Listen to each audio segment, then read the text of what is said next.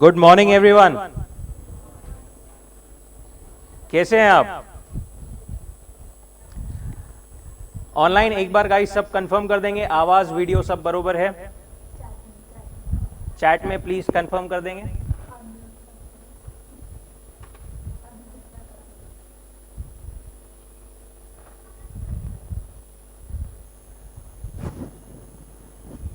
आप लोग म्यूट है। हेलो, एक बार ऑनलाइन सब चैट बॉक्स में कंफर्म कर देंगे कि we are audible, video proper है।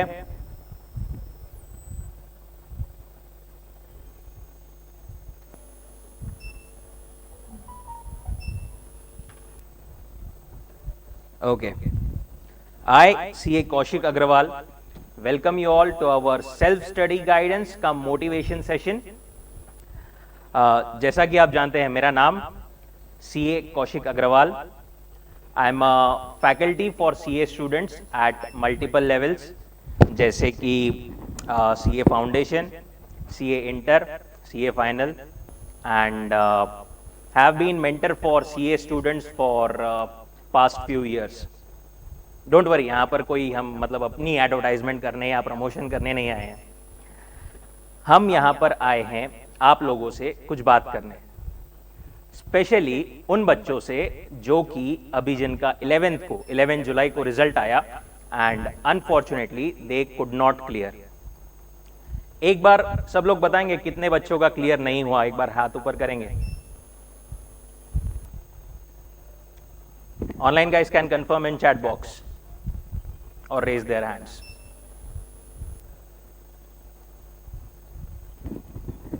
अगर कोई पास हो गया है, nothing like that, you have worked hard, enjoy and get on to the next step.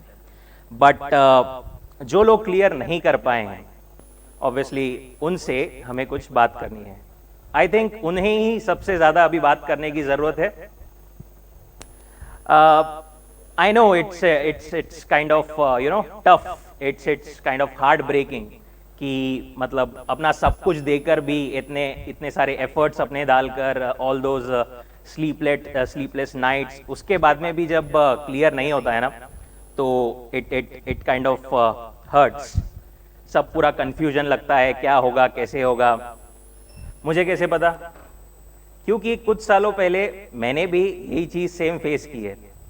So kind of I can relate to that feeling, but one more feeling or one more thing that I can relate to is that यहीं पर ना हम अपने emotions में थोड़ा time गंवा कर अपना जो क्रूशियल टाइम है वो टाइम वेस्ट कर देते हैं, वो टाइम बर्बाद कर देते हैं। एंड ये देखिए नेचुरल है, नॉर्मल है। किसी को भी मतलब कोई भी फेलियर से ओवरकम करना, बाहर आना बहुत मुश्किल है, इतना इजी नहीं है। स्पेशली जब अपन इतने सारे एफर्ट्स डालते हैं और इतना सब कुछ दिलो जान से मेहनत करते हैं, उसके बाद में भी जब रिजल्ट नहीं आता तो इट्स टफ। बट सच्चाई यही है कि आप इससे जितने जल्दी ओवरकम करोगे, जितने जल्दी ऊपर आओगे, उतना आपके लिए ही बेटर रहेगा, उतना आप ही फास्ट तरीके से अपने गोल को, अपनी डेस्टिनी को जो है वो अचीव कर पाओगे। हम आपकी इसमें कैसे मदद कर सकते हैं? थोड़ा सा गाइडेंस, थोड़ा सा मोटिवेशन देके, ठीक है, टेक्निकली, इमोशनली। टेक्निकल गाइडेंस के लिए we have Saili ma'am with us, founder of Success Mantra, and आप ही के लिए बेसिकली आपके इमोशनल एंड टेक्निकल वेलबींग के लिए, जो एक अंदर अपने को ऐसा लगता है ना अभी कि अपने अंदर एक वो जो स्पार्क है वो काइंड ऑफ फेलियर के बाद में थोड़ा ऐसा कम होते जाता है या बुझ जाता, उसको at least we can try to reignite, right? इसलिए हमें सबसे पहले कुछ बातें, कुछ चीजें समझना और एक्सेप्ट करना बहुत जरूरी है। सबसे पहली चीज क्या? Accept that you failed because of your self. कोई सिचुएशन, कोई कंडीशन, फैमिली, कोई पार्टनर, रिलेशनशिप, टीचर, कोई रिस्पॉन्सिबल नहीं है। First accept that, be brave to accept कि गलती आपकी थी, गलती आपकी थी। फेल जो अपन हुए हैं वो अपने वजह से हुए हैं। आईसीएआई की गलती बिल्कुल नहीं, किसी की गलती नहीं थी। फेल अपन अपने आप के वजह से हुए हैं। जब तक आप अच्छे से पहले इस चीज को एक्सेप्ट नहीं करोगे ना, तब तक you can't be in peace with it. एक बार आप एक्सेप्ट कर लोगे, then you will be in peace with it, and then only you will be able to overcome that and get on to your milestone और next thing that you want to do. आपलं हे audio input मध्ये आहे ना? Honestly एक बात बताइए, अभी रिजल्ट देखने के बाद में कितने लोगों को एक टाइम के लिए भी थोड़ा सा भी ऐसा मन में आया? सबके आता है। ऑनेस्टली बताइए कि ऐसा लगा या सोचा आपने, फाइनल लेवल हो, इंटर लेवल हो, यार ये नहीं हो रहा, मेरे से नहीं होगा, छोड़ देते अपन, क्विट कर देते? कितने लोगों को लगा? Online guys can raise their hands.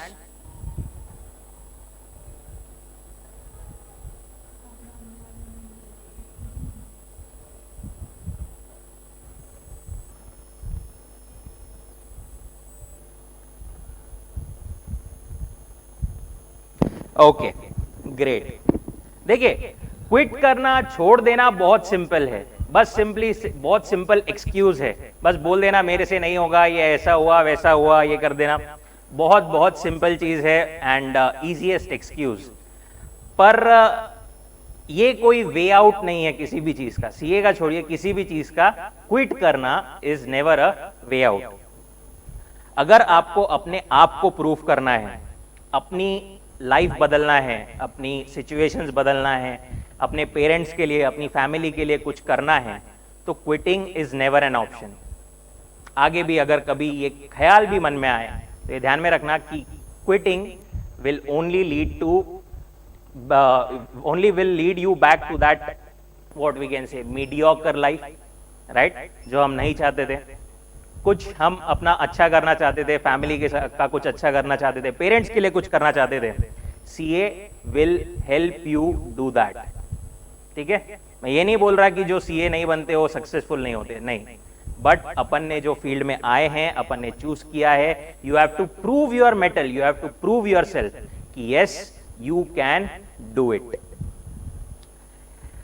एक और चीज, बहुत सारे लोग मतलब अभी रिजल्ट के बाद में जो बहुत सारे लोगों ने मुझे बोला कि अरे सर, मेरा फ्रेंड और मैं साथ में पढ़ते थे, वो पास हो गया या वो पास हो गई, उसको तो मैं पढ़ाता था, वो मेरे से इतने कम पढ़ता था, इतना कम पढ़ती थी, उसने तो टेस्ट भी नहीं लिखी, ये वो एक्सेट्रा एक्सेट्रा, वो पास हो गया या हो गई और मैं रह गई। देखिए, कंपैरिजन का कोई मतलब इन बातों में कोई सेंस नहीं है। ठीक है, दूसरों की लाइफ, दूसरों के कंडीशन, दूसरों की सिचुएशन, दूसरों की कैपेसिटी, कैपेबिलिटी आप लोगों को नहीं पता। ठीक है, उन्होंने क्या पढ़ा है, कितना पढ़ा है, ठीक है, थोड़ा बहुत लक फैक्टर भी होगा, बट कंपैरिजन मतलब कंपैरिजन में बेसिकली कोई सेंस नहीं है। और आप जब किसी से अपने आप को कंपेयर करते हो ना, तो आप अपना भी पोटेंशियल वहां तक लिमिट कर देते हो। मतलब फॉर एग्जाम्पल, सामने वाले पर्सन यहां तक पहुंचेगा अगर, तो आप उससे कंपेयर करके अब अपना भी पोटेंशियल यहां तक ही रखते हो सकता है आपका पोटेंशियल यहां हो, राइट। मेक श्योर कि you are never comparing. Friend है कितना भी अच्छा, मालूम है, मतलब सोसाइटी अपनी ऐसी है, उससे कंपेयर करते हैं लोगों से, but don't keep that comparison in your mind. Never keep that comparison in your mind ever. Excuse की अपन बात कर रहे थे क्विट करने में। सबसे बेस्ट एक्सक्यूज कौन सा होता है जनरली जो सीए स्टूडेंट्स देते हैं? आईसीएआई ने फेल कर दिया, आईसीएआई के वजह से फेल हो गए। इसमें दो चीजें हैं। देखिए, मानता हूं मैं, कुछ चीजें गलत होती है, बट जनरली नहीं होती है। ठीक है, इट्स 1 in 100 और 1 in what we can say 500 cases होता है, बिल्कुल होता है, मैं मानता हूं। एंड सिस्टम नीड्स इंप्रूवमेंट, और इंप्रूवमेंट हो भी रही है, बट हर किसी का केस वैसा नहीं होता। ठीक है, तो आईसीएआई की गलती ये सिर्फ एक्सक्यूज है, कोई रीजन नहीं है। दूसरी चीज बोलते हैं कि आईसीएआई रिजल्ट रेगुलेट करता है। ठीक है, आप सब लोगों ने 11th 12th में फाउंडेशन में इकोनॉमिक्स पढ़ा है। Law of demand, law of supply याद है? सप्लाई का एक बात बताओ, व्हेन सप्लाई इंक्रीजेस प्राइस क्या होता है, क्या होता है, decreases. When supply decreases price increases. ये एनालिसिस आईसीआई हमारे लिए हमारे से बेहतर करके बैठी है, ठीक है। क्यों आज भी मतलब मल्टीपल अटेम्प्ट्स के बाद में, 6-7 अटेम्प्ट्स के बाद में भी, आई हैव सीन 8, 9, 10, 12 अटेम्प्ट्स के बाद में भी you get a respectable job in the market, you get a respectable job in the market. क्योंकि आईसीआई को पता है इतने एफर्ट्स डालने के बाद में भी व्हाट इज योर वैल्यू, आप इतने एफर्ट्स डाल के हमारी वैल्यू क्या होनी चाहिए मार्केट में एग्जैक्टली। अगर वो रिजल्ट्स इस तरीके से टफ नहीं करेंगे, रेगुलेट नहीं करेंगे, तो आपकी वैल्यू शायद उतनी मार्केट में नहीं रहेगी। ये तो मतलब ऐसा हो गया कि अपन जिम लगाते फिटनेस के लिए, जिम वाला अपने मतलब ट्रेनर अपने से एकदम हार्ड एक्सरसाइज कराता तो अपन जिम वाले को ही गाली देते। Does it make sense? Not at all. So that's again what we can say a excuse. Obviously कुछ फ्लॉज है सिस्टम में, मैं ये बिल्कुल नहीं बोल रहा कि एकदम परफेक्ट है, बट दे आर इंप्रूविंग और हर किसी का केस वैसा डेफिनेटली नहीं होता। सीए देखो, सीए जो है ना वो हमको सिर्फ मतलब आईक्यू से नहीं, ईक्यू से भी टेस्ट करता है। ईक्यू नाम सुना है? Emotional question, emotionally, physically, mentally, हर तरीके से नहीं गया हमको सीए टेस्ट करता है। आप फिजिकली कितने स्ट्रांग हो, मेंटली कितने स्ट्रांग हो। एक एग्जांपल दो तो एक पेपर टफ आया कि मैक्सिमम लोग छोड़ देते वहीं पर, एक पेपर अच्छा नहीं गया कि वहीं पर सब लोग छोड़ देते। कभी मतलब चांस मिले, टाइम मिले तो देखना, जो सबसे टफ पेपर होता है ना उसी में सब लोग ज्यादा क्लियर करते हैं। बाउंड्री पे भले ही करते होंगे, बाउंड्री पे करते होंगे, क्योंकि there are grace markings also. It's like kind of tactics कि एक बार मतलब जो लोग मेंटली वीक है वो वहीं पर फिल्टर आउट हो जाते हैं। So keep your physical being, intellectual being and emotional being very strong, ठीक है, जो अभी सबसे ज्यादा जरूरत है स्पेशली फेलियर के बाद में, ठीक है। एक और अभी थोड़े दिन पहले रिजल्ट के बाद में एक स्टूडेंट है, वो आया था, बोले सर अभी ऐसा होगा कि मतलब सब लोग जज करेंगे, यू नो, फेल होने के बाद में। हमारे सबके मन में होती है चीज कि सोसाइटी जज करेगी, टीचर्स जज करेंगे, ये जज करेगा, वो जज करेगा, सब लोग बोलेंगे मैं फेलियर हूं, आप फेलियर हो, ऐसा बोलेंगे। देखिए जजमेंट के लिए नहीं गया। एक बात बताइए, आपने ऑडिट पढ़ा है सबने, इंटर में, फाइनल में, बरोबर? ऑडिट में एक टर्म है सैंपलिंग। सैंपलिंग पता है? ठीक है, क्या होता है ऑडिट सैंपलिंग?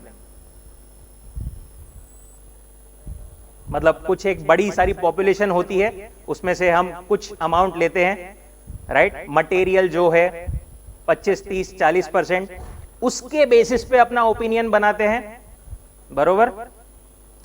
अब ये जो है सब आपके फ्रेंड्स हो गए, सोसाइटी हो गई, ये सब हो गए, इनके साथ में आपने कितना टाइम बिताया है? आपकी एज क्या है? एक एवरेज एज अपन पकड़ते चलिए 25 से 30 के बीच में, 27 भी पकड़े बहुत ऊपर, ठीक है, 27 साल multiplied by 24 hours, 365 into 24 hours, कितना होता है? Around 8000 9000 hours. गलत कैलकुलेट किया गया अपन ने। 365 इंटू 24 इंटू कितने साल? 27 साल। Somewhere around 2,36,520 hours. इसमें से बताइए आपने जिन लोगों के बारे में आप सोच रहे हो वो क्या सोचेगा, ये क्या सोचेगा, उनके साथ में कितना टाइम स्पेंड किया है बचपन से लेकर अभी तक? चलिए फ्रेंड से आप रोज मिलते होंगे 1-2 घंटा, बचपन से कोई एकदम मतलब पैदा होते से तो कोई फ्रेंड रहेगा नहीं, राइट? चलो 15 साल भी अपन ने पकड़ा, 15 इंटू 1 इंटू 365, बहुत हो गया 3-4,000 आवर्स, ठीक है। 4,000 डिवाइडेड बाय 2,36,000, 0.1%, 0.1%। ऑडिट के हिसाब से आप लोग जिसके स्टूडेंट्स हो उसके हिसाब से बताइए, does this sample make sense? इतने सैंपल पे तो ऑडिटर भी अपना ओपिनियन नहीं बनाता, लोग तो छोड़ो, बरोबर? How does their opinion, their judgment matters? बिल्कुल भी नहीं। आपकी अपब्रिंगिंग, आप बचपन से क्या किया, कैसा किया, कोई कुछ नहीं जानता। आपके लिए सबसे बेस्ट जजेस कौन है पता है? आपके पेरेंट्स। वो शायद आपको तब से जानते हैं कुछ टाइम पहले से, जब से आप पैदा भी नहीं हुए थे, right? So all you should B caring is just about the judgment of your parents, nothing else. Society, लोग, फ्रेंड्स, जो जैसी सिचुएशन है उसके हिसाब से बोलते हैं, आगे कोई किसी को कुछ ध्यान में नहीं रहता। नेवर एवर थिंक कि क्या होगा, कैसा होगा, वो क्या बोलेगा, ये क्या बोलेगी, वो क्या सोचेगा, ये क्या सोचेगी, it doesn't matter at all. IQ, EQ की हमने बात करें, EQ की काफी सारी बात कर ली और भी आगे भी करेंगे, बट आई थिंक उसके पहले थोड़ी सी IQ की भी बात करनी जरूरी है। थोड़ा सा टेक्निकल गाइडेंस, एक्चुअली हमें अभी करना कैसे चाहिए, क्या करना चाहिए, वो भी जरूरी है। So I will take a small pause here and will welcome Saili ma'am on to the stage for their guidance.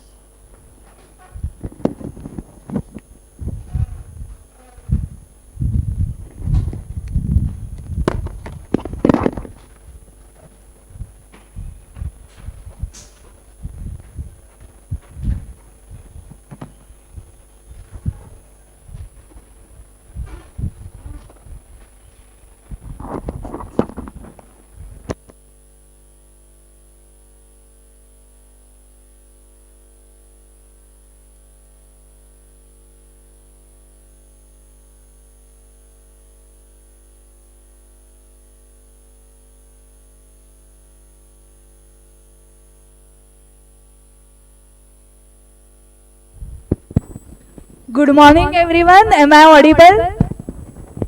Online students, am I audible? एक बार चैट बॉक्स में बता दो।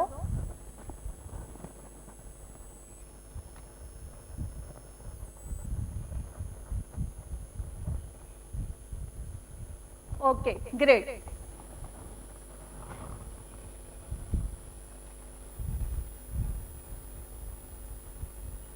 But yes, but no video clearly. हा, व्हिडिओचा आहेच problem ना।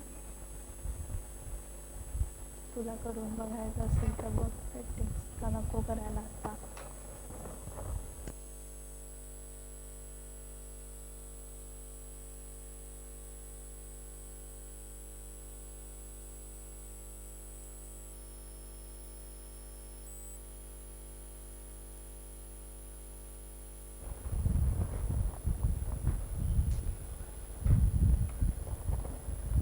Yes, good morning everyone. So जो sir ने पॉइंट्स बताए आपको रिलेटेड टू मोटिवेशन, सो उसी पॉइंट्स को मैं आगे लेके जा रही हूँ कि सेल्फ स्टडी का प्लानिंग हम करने वाले हैं। डे वाइज प्लान में बताने वाली हूँ आपको कैसे लगाना होता है, सब्जेक्ट वाइज स्टडी कैसे करना होता है। बट वो प्लानिंग करने से पहले 4 क्वालिटीज होने चाहिए आप में टू बिकम चार्टर्ड अकाउंटेंट। वो क्वालिटीज आप में है या नहीं है वो चेक करो, नहीं है तो क्या करना पड़ेगा, लाने पड़ेंगे ना वो qualities. So first is aim for higher marks और ऑल इंडिया रैंक। सो देखो आपने, जब हम 10th-12th में रहते हैं तब जो सोसाइटी होती है, सोसाइटी मतलब फ्रेंड्स, रिलेटिव्स, सो हमसे क्या एक्सपेक्टेशंस होते हैं बताओ? अबाउ 90% चाहिए, करेक्ट? अगर हम 10th-12th में हैं तो ये एक्सपेक्टेशन होता है आपसे। अगर आप सीए करना स्टार्ट करते हो तो 90% का एक्सपेक्टेशन रखते हैं आपसे कोई, फिर क्या एक्सपेक्टेशन होता है उनका? फ्रेंड्स, रिलेटिव्स, पेरेंट्स, खुद आपका क्या एक्सपेक्टेशन होता है आपसे? पास होना है, करेक्ट? सो 99% स्टूडेंट्स के केस में पास होना है ये एम होता है, जो कि रॉन्ग है। सो जनरली सीए करने के लिए कौन स्टूडेंट्स आते हैं बताओ? जिनको पढ़ाई करना अच्छा लगता है या बहुत बोर होता है पढ़ाई, कौन आएगा बताओ सीए करने में? जिनको स्टडी अच्छी लगती है, जिनको 70, 80, 90% ये स्कोर है 12th तक, उन्होंने डेयरिंग किया रहेगा ना सीए में आने के लिए। सो तब आपका टारगेट 70, 80, 90 था, फिर सीए में आने के बाद आपने क्यों चेंज कर दिया टारगेट? 80-90 से डायरेक्टली पासिंग का टारगेट पे कैसे आ गए आप? तो इसका रीजन सोचा है कभी ऐसे क्यों हुआ? क्योंकि सोसाइटी का एक्सपेक्टेशन सिर्फ पासिंग है ना आपसे। सो यहाँ पर गलती सीए स्टूडेंट्स की नहीं है। हम क्या करते हैं, आजू बाजू में देख के हमारा टारगेट सेट करते हैं। आपने 12th में जो कॉमर्स के स्टूडेंट्स हैं उन्होंने टारगेट रखा होगा अकाउंट्स में 100 आउट ऑफ 100 लाने हैं। ये क्यों रखा टारगेट? क्योंकि आजू बाजू में वैसे रिजल्ट्स आपने देखे थे, 90% के अबाउ लाना है, ये टारगेट रखा क्योंकि आजू बाजू में वैसे देखा है। बट सीए में आपने ऐसे देखा नहीं है। ओके, मैक्सिमम केसेस में क्या होता है, पासिंग। सो हमारा भी टारगेट पासिंग होता है। सो मुझे एक चीज बताओ, हमें जो हमारा एम या गोल सेट करना है वो सोसाइटी के हमारे से क्या एक्सपेक्टेशंस है वो बेस लेके आपका गोल सेट करना है आपको, या आपके कैपेसिटी के हिसाब से गोल सेट करना चाहिए? कैपेसिटी के हिसाब से। रिलेटिव्स एंड फ्रेंड्स का एक्सपेक्टेशन पासिंग का है आपसे, इसलिए आपका टारगेट पासिंग का रखना ये गलत है। सो मेनली देखो, 12th के स्टैंडर्ड में अगर मैंने 90% एम रखा है एंड मुझे 89% मिल गए तो भी मैं मिठाई पेड़े बांटने वाली हूँ, करेक्ट? अभी मैं सीए में आ गई, सीए में पासिंग कितने परसेंटेज को होता है? 50% को। सो मैंने पासिंग का एम रखा है, मतलब कितने का एम रखा है? 50% एंड मुझे मिल गए 49%। सो मैं मिठाई बांट सकती हूँ क्या? 1% का ही फर्क है।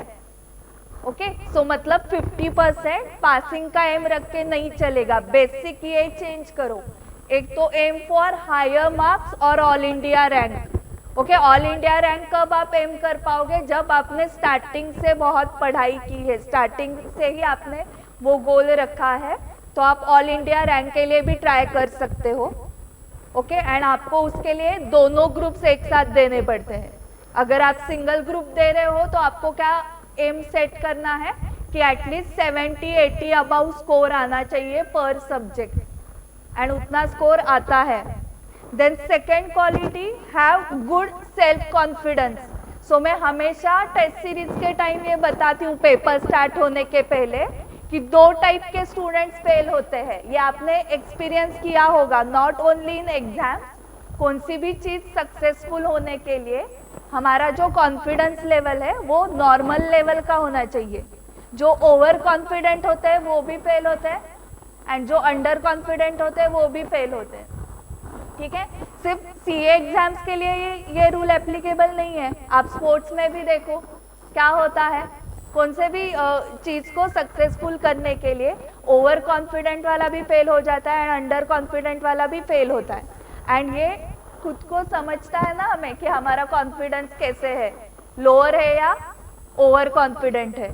सो इसको नॉर्मल पे रखने के लिए भी ट्रिक बताती हूँ मैं आपको कि क्या करना है, कि आपका लोअर है कॉन्फिडेंस, कि वो 99% केस में सीए स्टूडेंट्स के साथ लोअर ही कॉन्फिडेंस रहता है।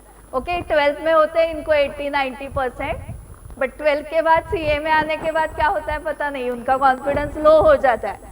तो आपको क्या करना है, खुद को बताना है कि फर्स्ट स्टैंडर्ड से अभी तक आप FY SY BCom में होंगे या TY BCom या जिनका ग्रेजुएशन हुआ है, हर साल आपको 50% अबाउ मिले है ना स्कोर, पास परसेंटेज आपका 50% अबाउ था फर्स्ट स्टैंडर्ड से 10th standard 11th 12th graduation तक।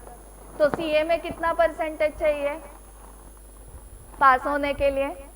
50। सो मुझे अगर एवरी ईयर 50% मिल रहा है बचपन से, तो अभी भी मुझे 50% अबाउ मिल सकते हैं।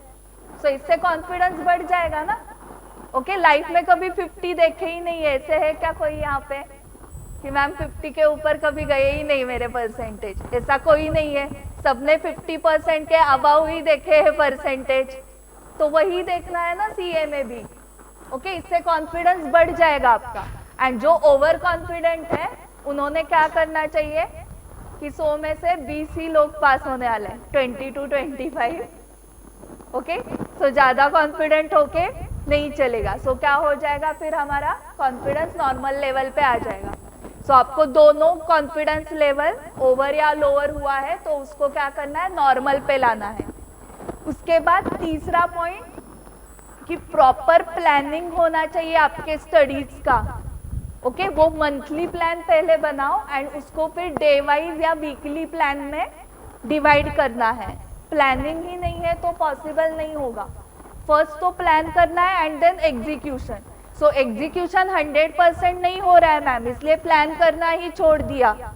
ये ज़्यादा सबसे डेंजरस है। हाँ, कि विदाउट प्लानिंग आपके घर में कुछ छोटा फंक्शन है, आपकी बर्थडे पार्टी है घर पे, तो विदाउट प्लानिंग होता है वो, या कुछ तो प्लान, हर एक को रिस्पॉन्सिबिलिटीज डिवाइड होते हैं। सो आप प्लानिंग करके ही एक फंक्शन भी ऑर्गेनाइज होता है ना।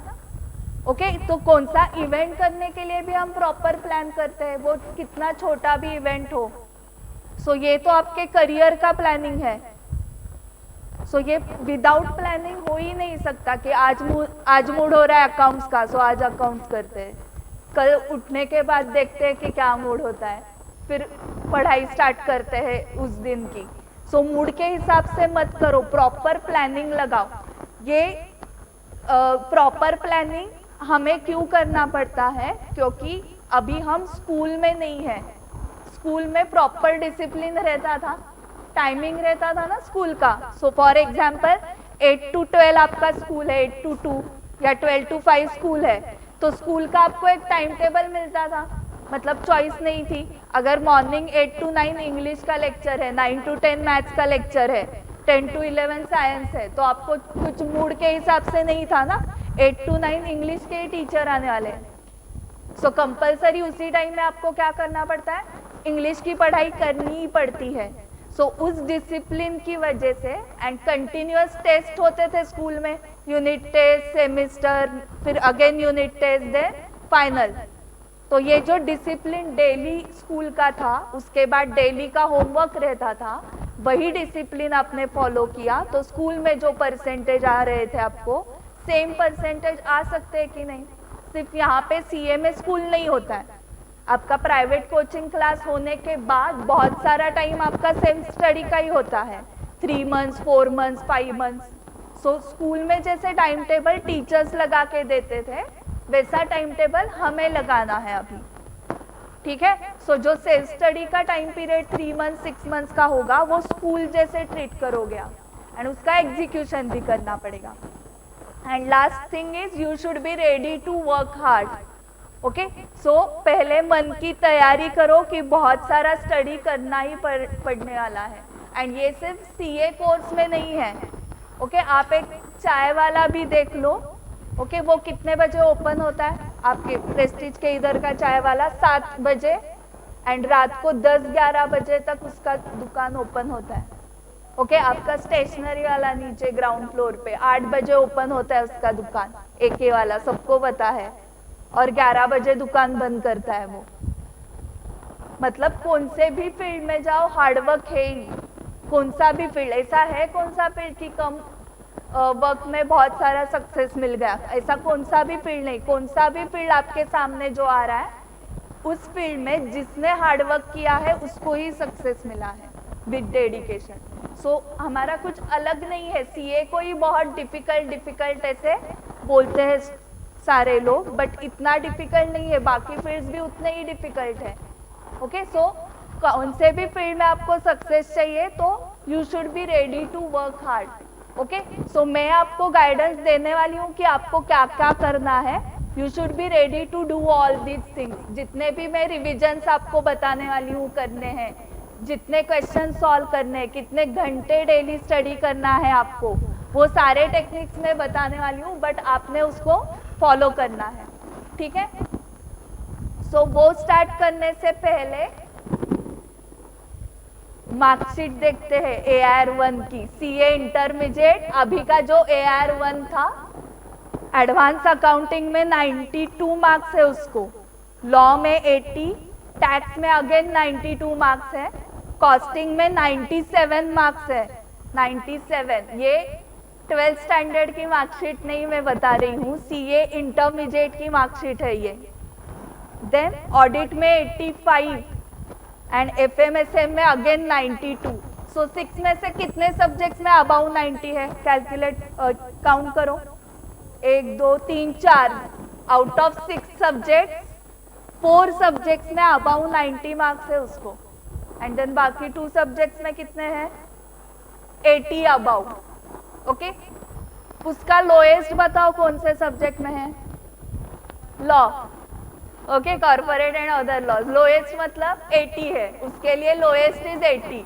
ओके, उसका जो लोएस्ट है उतना हमारा एम भी है क्या? सोचो, 80 का एम रखा है।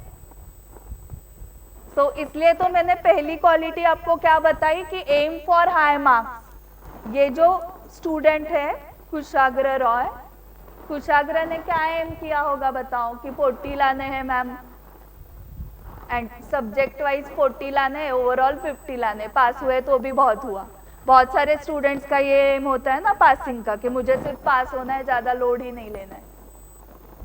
ओके, सो इसका मतलब ये है कि ICI is ready to give you marks whether students are ready to take the marks. So आपने अगर मेहनत की तो ICI अबाउ 90 भी मार्क्स दे रहा है।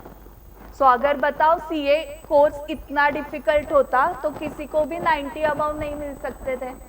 6 में से 4 सब्जेक्ट्स में अबाउ 90 है उसको। एंड दूसरी मार्कशीट है CA फाइनल का all India rank 1 Shivam Mishra, financial reporting मतलब अकाउंट सब्जेक्ट होता है वो, उसमें 87 है। एडवांस फाइनेंशियल मैनेजमेंट में 90 मार्क्स है। सो CA फाइनल में भी 90 स्कोर आता है। देन ऑडिट में 71, direct tax 86, indirect tax 79, and IBS करके एक ओपन बुक पेपर है उसमें 87 मार्क्स है। सो टोटल उसकी है 500 out of 600। So CA final में भी 90 स्कोर आ सकता है, सिर्फ हमें वो एम रखना चाहिए। सो आपके जो फेवरेट सब्जेक्ट है आप उसमें कितना टारगेट करोगे? अबाउ 70, अबाउ 80, 70 टारगेट रखो। ओके, उससे एग्रीगेट करने के लिए हेल्प होता है। एंड जो सब्जेक्ट्स आपको डिफिकल्ट जा रहे हैं उसमें 40 का एम नहीं रखना है, 55 का एम रखो, 55 मिनिमम। ओके, आइडियली तो 60 बताना है मुझे, बट अभी के लिए स्टार्ट 55 से करो, ठीक है। सो एग्रीगेट में प्रॉब्लम नहीं आएगा। बहुत सारे स्टूडेंट्स का अभी क्या हुआ है, 40 अबाउ मिल गए हैं बट एग्रीगेट नहीं हो पाया है। सो वो किसके साथ हुआ है? जिन्होंने सिर्फ पासिंग का एम रखा है ना, उनके साथ ये प्रॉब्लम हुआ है। अगर आप हायर एम रखते तो एग्रीगेट का प्रॉब्लम आता ही नहीं है। 70, 55, 60 ऐसे स्कोर है तो ऑटोमेटिक आपका एग्रीगेट होने वाला है।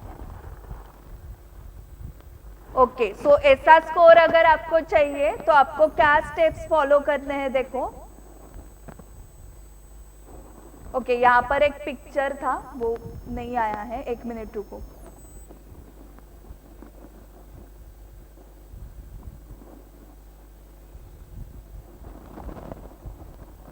पिक्चरच नाही आले 3 स्टेप्स।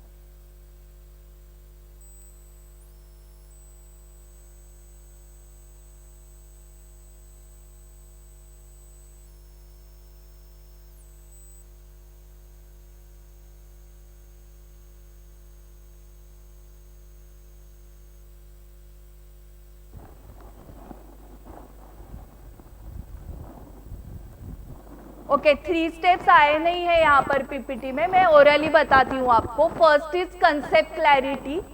सो कंसेप्ट क्लैरिटी मतलब आपको हर सब्जेक्ट में अराउंड कितने चैप्टर्स रहेंगे बताओ? हर सब्जेक्ट में ऑन एन एवरेज 15 चैप्टर्स है। ओके, सो 15 चैप्टर्स में से आपको कितने समझ में आते हैं? तो जनरली 12 to 13 चैप्टर्स तो सबको समझ में आ ही जाते हैं। 2-3 चैप्टर्स हम मान के चलते हैं कि हर सब्जेक्ट में डिफिकल्ट है। ओके, सो हमें तीनों स्टेप्स पे पास होना है तो हम CA की एग्जाम पास हो सकते हैं। सो फर्स्ट स्टेप में सारे स्टूडेंट्स पास होते हैं। ओके, 50% सिलेबस तो सबको समझ में आता ही होगा ना। Okay, foundation level, inter, final तीनों लेवल का सिलेबस समझने के लिए डिफिकल्ट नहीं है। ओके, कंसेप्ट क्लैरिटी में कुछ भी प्रॉब्लम नहीं आता है। जो स्टूडेंट्स फेल होते हैं उसका रीजन है step 2 and step 3। So step 2 is solving practice. So students 2 to 3 times solve करते हैं सिर्फ। एक्चुअली सॉल्विंग प्रैक्टिस कितनी बार करनी चाहिए? मिनिमम 5 टाइम्स सॉल्विंग करना है आपको। क्या क्या सॉल्व करना है वो भी मैं आगे बताती हूँ, बट 5 टाइम्स याद रखो। ओके, सो जिन्होंने 5 टाइम्स सॉल्व किया है वो फेल हो सकता है क्या? बताओ, नहीं हो सकता। जिनका रिजल्ट पास आया है उनको पूछो कि कितनी बार आपने सॉल्विंग किया है, एंड जो फेल हुए उनको भी पूछो।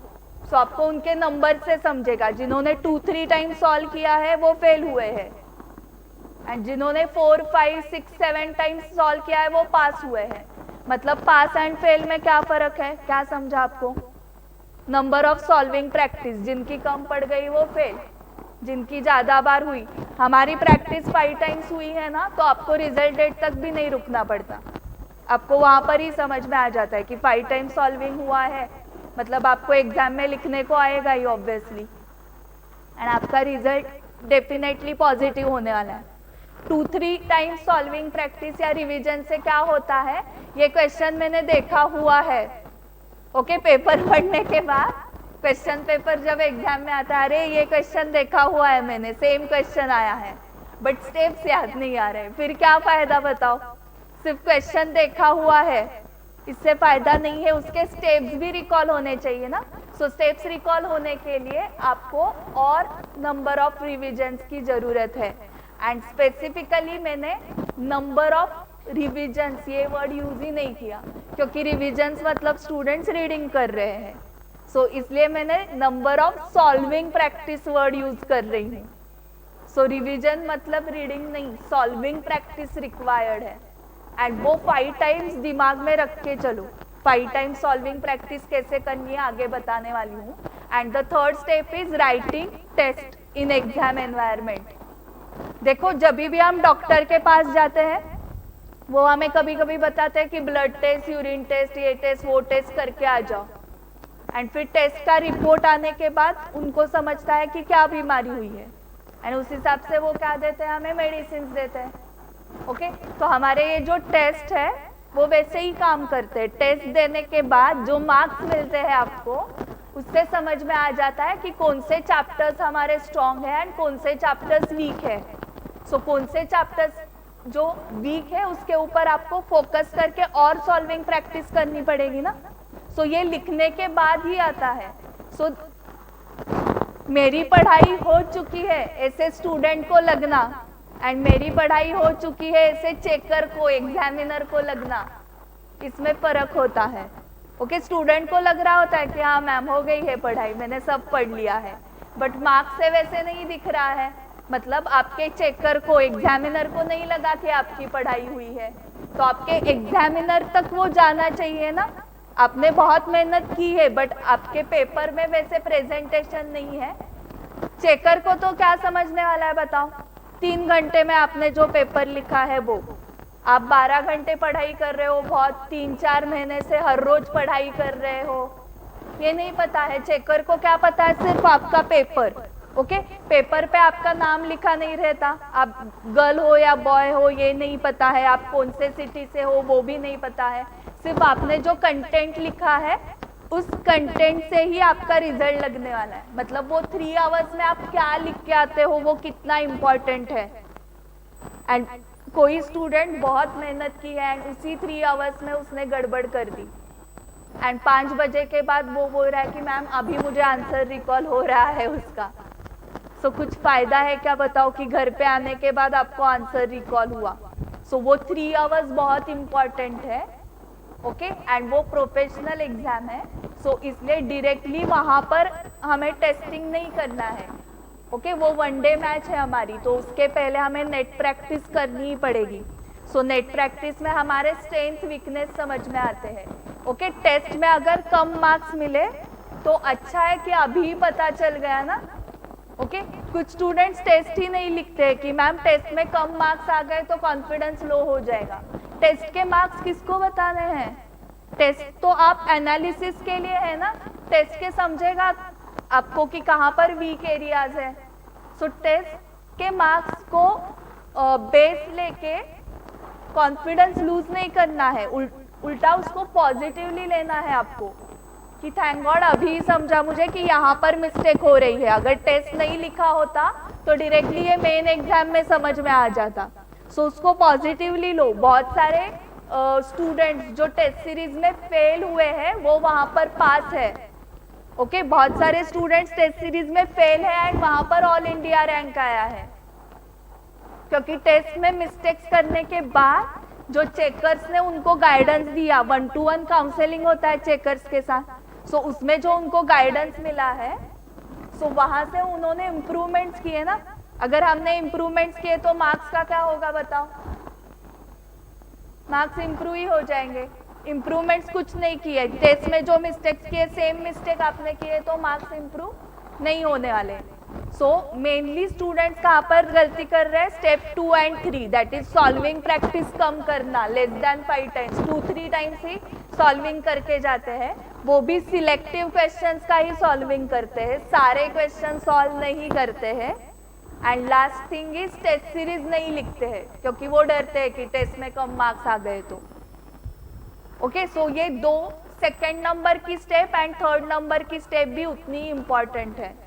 मतलब वो सेकेंड एंड थर्ड लेवल पे इसलिए इंपॉर्टेंस कम नहीं है उसका। All 3 steps are equally important. Next is study material कौन सा यूज करना चाहिए आपको। सारे लेवल्स के स्टूडेंट के लिए सेम है ये, फाउंडेशन, इंटर, फाइनल। आईसीआई का मॉड्यूल, उसमें जो इलस्ट्रेशंस होते हैं, all illustrations, all exercise questions, and आपको जिस जिस टाइप के क्वेश्चंस एप्लीकेबल है, ओके जैसे फाउंडेशन लेवल पे ट्रू और फॉल्स एप्लीकेबल है, इंटर एंड फाइनल लेवल पे MCQs, theory questions, practical questions. Correct, foundation में एमसीक्यूज नहीं है अकाउंट्स एंड लॉ में, but theory questions and practical questions है। तो ये सारे टाइप के क्वेश्चंस आपको एक्सरसाइज में मिलते हैं। So illustrations and exercise question सारे आपको करने हैं। Then past exam papers, RTPs, MTPs from 2018 and MCQs आपको आईसीआई के मॉड्यूल से करने हैं जो एक्सरसाइज में होते हैं। देन आरटीपीज में एमसीक्यूज होते हैं, एमटीपी में एमसीक्यूज होते हैं, और बीओएस का जो ऐप है उसको लॉगिन करके आपको एमसीक्यूज सॉल्व करने हैं। बीओएस का ऐप लॉगिन करके आप मोबाइल पे भी वो कर सकते हो, नहीं तो वेब पे भी, मतलब लैपटॉप पे भी कर सकते हो। और वहां पर बताओ चैप्टर वाइज दिए हैं एमसीक्यूज या कैसे है? Chapter wise. सो आपके लिए इजी है, चैप्टर खत्म होते ही क्या करोगे आप? इमीडिएटली उसके एमसीक्यूज सॉल्व करोगे। ठीक है, सो देखो 30% एमसीक्यूज है इंटर एंड फाइनल लेवल में इन ऑल सब्जेक्ट्स। सो मेरे टाइम अगर एमसीक्यूज होते ना तो मैं तो मैक्सिमम एमसीक्यूज ही करती सिर्फ। मतलब मेरा टारगेट ये रहता कि 30 तो एमसीक्यूज में ही आने चाहिए। सो पासिंग के लिए 10 बचते हैं ना सिर्फ 40 होने के लिए। सो 30 का टारगेट रखो एमसीक्यूज में, तब 25 आएंगे। एंड देन जो बाकी 70 मार्क्स का डिस्क्रिप्टिव है उसमें से हाफ मार्क्स भी आ गए 35 एंड यहाँ पर 25 है, तो भी मेरा स्कोर 60 तक जाता है। बट अगर एमसीक्यूज की प्रैक्टिस नहीं की है तो वहां पर कम स्कोर आएगा। सो अगर एमसीक्यूज इंट्रोड्यूस किए हैं इंस्टीट्यूट ने 30% के, फिर भी हमें 40 मार्क्स नहीं आ रहे हैं तो कैसे चलेगा बताओ? 100 में से 30% एमसीक्यूज है और उसमें निगेटिव मार्किंग भी नहीं है। कुछ एमसीक्यूज 1 मार्क के, कुछ 2 मार्क्स के है। ओके, कुछ केस स्टडी बेस्ड है, कुछ नॉन केस स्टडी बेस्ड है।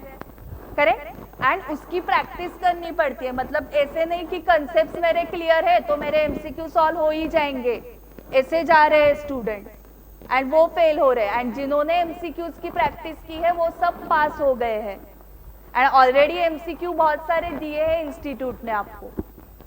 सो मेरे क्रिकेट के कंसेप्ट क्लियर है, मतलब क्रिकेट खेलने को आएगा क्या, मुझे पता है 6-4 क्या होता है, आउट क्या होता है, ये सारे कंसेप्ट पता है। इसका मतलब क्रिकेट खेलने को नहीं आएगा, आपको प्रैक्टिस करनी पड़ती है। तो सेम कंसेप्ट क्लियर है इसलिए एमसीक्यू आ ही जाएंगे, डायरेक्टली मेन एग्जाम में ट्राई करते हैं। ऐसे आप करोगे तो नहीं होने वाला है, क्योंकि कैसे है वो एमसीक्यू 1-2 मार्क्स के लिए है बट उसकी लेंथ बहुत ज्यादा है। ओके, बहुत सारे कैलकुलेशंस आपको करने पड़ते हैं फिर जाके 1 ही मार्क मिलता है। सो वहाँ पर टाइम मैनेजमेंट बहुत इंपॉर्टेंट है, एंड जिन्होंने प्रैक्टिस की है उसका ही फास्ट सॉल्व होने वाला है, उसका 20 मिनट्स में एमसीक्यू हो सकते हैं।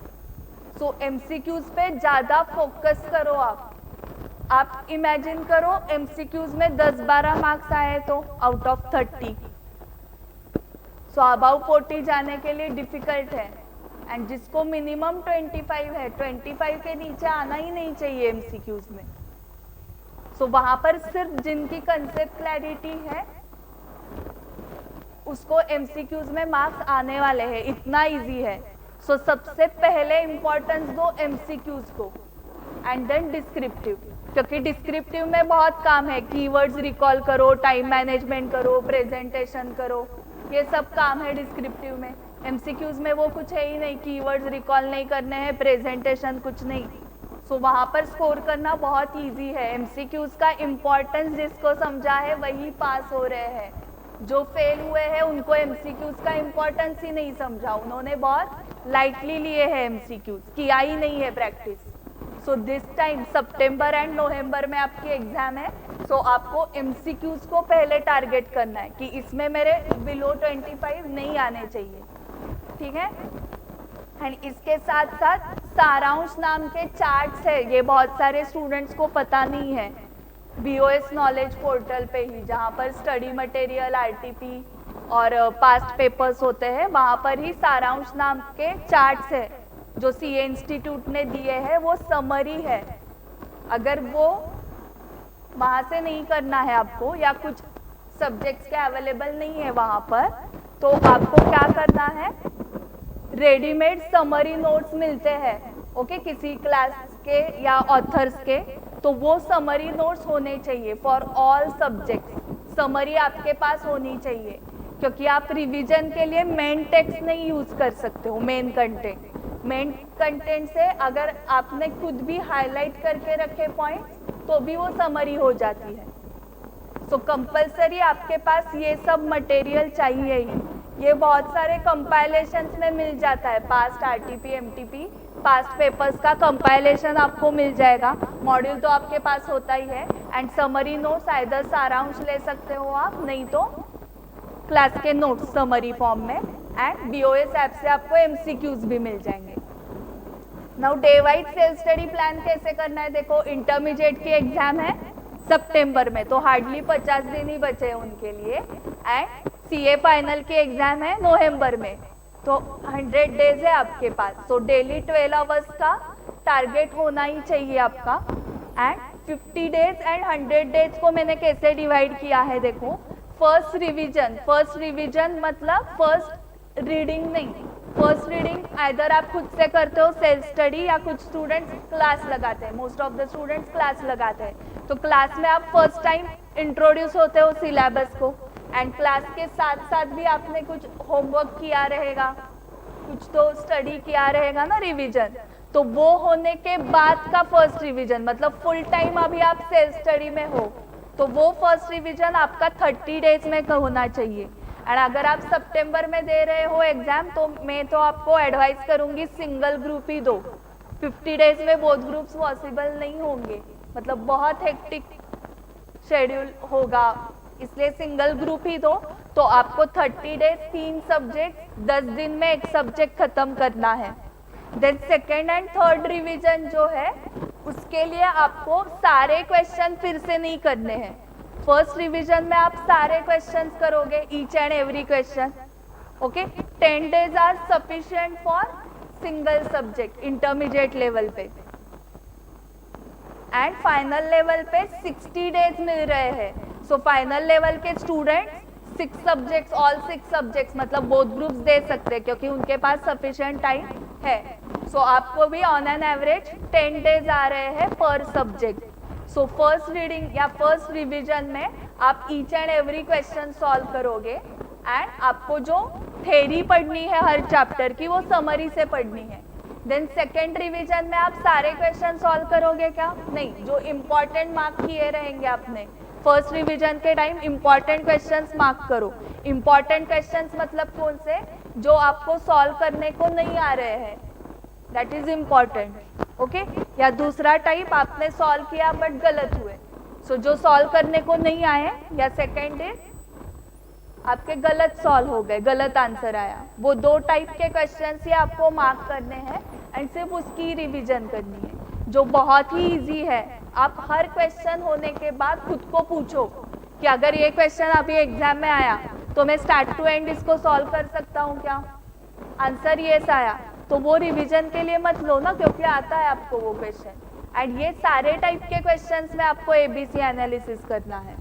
सारे टाइप मतलब theory questions, practical questions, case studies, MCQs, true और फॉल्स, जितने भी टाइप के क्वेश्चन हैं हर क्वेश्चंस के हमें शॉर्टलिस्ट करने ही पड़ेंगे, ठीक है। सो हर क्वेश्चन होने के बाद आप खुद को पूछोगे, क्योंकि क्या होता है किसी दूसरे का एबीसी एनालिसिस या इम्पोर्टेंट क्वेश्चंस आप मत लो, उसके लिए ए होगा, वो मे बी आपके लिए सी होगा, बी कैटेगरी का होगा। तो अपना अपना क्वेश्चन सॉल्व करके आप ही उसको एबीसी में डिवाइड करो। ए मतलब बहुत डिफिकल्ट, बी मतलब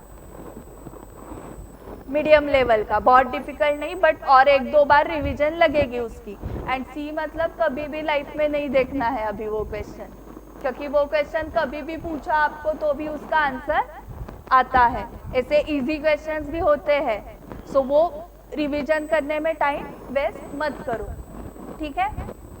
सो इसलिए सेकेंड एंड थर्ड रिविजन्स के डेट कम होते जा रहे हैं पर सब्जेक्ट। ओके, 3 सब्जेक्ट्स के लिए 4 दिन ही मिलने वाले हैं यहाँ पर सेकेंड रिवीजन में, एंड थर्ड रिवीजन में तो 2-3 दिन ही मिलने वाले हैं। सो यहाँ पर आपका वॉल्यूम भी कम होना चाहिए ना स्टडी का। पहले रिवीजन में ऑल 30 क्वेश्चंस किए तो सेकेंड थर्ड में आप ऑल 30 नहीं कर सकते हो। सो इसलिए क्वेश्चंस, इंपॉर्टेंट क्वेश्चंस मार्क करना बहुत इंपॉर्टेंट है। मार्किंग ही नहीं किया है तो प्रॉब्लम होगा। एंड समरी भी होना इम्पॉर्टेंट है। एंड जब आप लास्ट रिवीजन करते हो तब आपको क्वेश्चंस के सामने LDR लिखना है। LDR का क्या फुल फॉर्म होगा? Last day revision. Okay, so last day revision के लिए हर चैप्टर के on an average 5 to 6 questions आप कर सकते हो, क्योंकि 1.5 डे ही है ना आपके पास, तो सारे क्वेश्चंस नहीं हो पाएंगे। सो लास्ट डे रिवीजन आप मार्क करोगे एंड उतने ही क्वेश्चंस आपको देखने हैं। सेम MCQs के लिए भी आपको करना पड़ेगा। एंड लास्ट डे रिवीजन का मार्किंग ऐसे करो, LDR 1, LDR 2 एंड LDR 3। सो ये 1, 2, 3 क्या है? सो पहला पेपर आपका अकाउंट्स का है या फाइनल का फाइनेंशियल रिपोर्टिंग का पेपर है, तो उस केस में फर्स्ट पेपर के लिए तो आप कितने भी दिन ले सकते हो, बट सेकेंड पेपर से आपको 1.5 दिन का ही टाइम मिलने वाला है। सो फर्स्ट पेपर का इवनिंग का जो टाइम होता है दैट इज LDR 1, मतलब वो शाम को करने हैं क्वेश्चन। LDR 2 मतलब उस दिन छुट्टी है आपको, सो LDR 2 वाले उस दिन करने हैं। एंड LDR 3 मतलब पेपर के दिन मॉर्निंग में वो क्वेश्चंस करने हैं। सो आई विल सजेस्ट कि मीडियम लेवल के जो क्वेश्चंस है वो LDR 1 में करो, जो बहुत डिफिकल्ट है वो LDR 2 में कर दो, एंड जो इजी क्वेश्चंस है वो मॉर्निंग में रख दो। सो कुछ स्टूडेंट्स का ऐसे होता है कि मॉर्निंग में कुछ पढ़ाई ही नहीं होती बिकॉज ऑफ टेंशन, ओके, या एग्जाम सेंटर बहुत दूर है तो ट्रैवलिंग में ही टाइम जाने वाला है। सो मॉर्निंग में डिफिकल्ट वाले चैप्टर्स रखो ही मत ना। एंड LDR 1 में मीडियम क्यों रखने, क्योंकि आप ऑलरेडी पेपर लिख के आए हो। सो उसी दिन डिफिकल्ट मत स्टार्ट करो, जो छुट्टी का दिन है उस दिन आप डिफिकल्ट क्वेश्चन कर सकते हो। सो डे वाइज प्लान कैसे लगाना है, देखो, you need to make a slot of 2 hours और 3 आवर्स, एंड उसके बाद ब्रेक लेना है। हमने क्या डिस्कशन किया कि 12 आवर्स का स्टडी होना चाहिए daily, but 12 hours at a stretch तो पॉसिबल ही नहीं है। ओके, सो आइदर 2 आवर्स का स्लॉट होगा, एंड उस स्लॉट में जब 2 घंटे आप पढ़ाई कर रहे हो तो आप और आपका मोबाइल, इसमें बहुत दूरियां चाहिए। ओके, एक तो उसको साइलेंट पे करो या स्विच ऑफ करो, ड्रॉवर पे डाल दो। आप अगर घर पे पढ़ाई कर रहे हो तो दूसरे रूम में रख दो उसको। 2 घंटे सिर्फ आपके बुक्स एंड आप, तो ही आपका कंसंट्रेशन होगा। आप बाजू में मोबाइल रखोगे तो क्या होगा? Okay, notifications continuously. सो ऐसे बाजू में रख के पढ़ाई करोगे तो पॉसिबल ही नहीं है, ठीक है। सो ये पहले याद रखो कि 2 घंटे आपने डेडिकेशन से पढ़ाई की तो ही वो रिजल्ट देने वाले हैं। सो जब भी आप पढ़ाई के लिए बैठोगे तब आपका मोबाइल आइदर ड्रॉवर में होना चाहिए, दूसरे रूम में होना चाहिए, या साइलेंट पे होना चाहिए। आपका मोबाइल आपके टेबल पे होना ही नहीं चाहिए, स्टडी टेबल पे। उससे अगर आप दूर रखोगे तो ही आपका पूरा कंसंट्रेशन होगा। ओके, वही सबसे बड़ा डिस्ट्रैक्शन है। और कौन सा डिस्ट्रैक्शन है क्या आपके लाइफ में इसके अलावा, तो उसको भी दूर करो। Okay, hobbies are not distraction, हाँ, हॉबीज रिफ्रेशमेंट के लिए।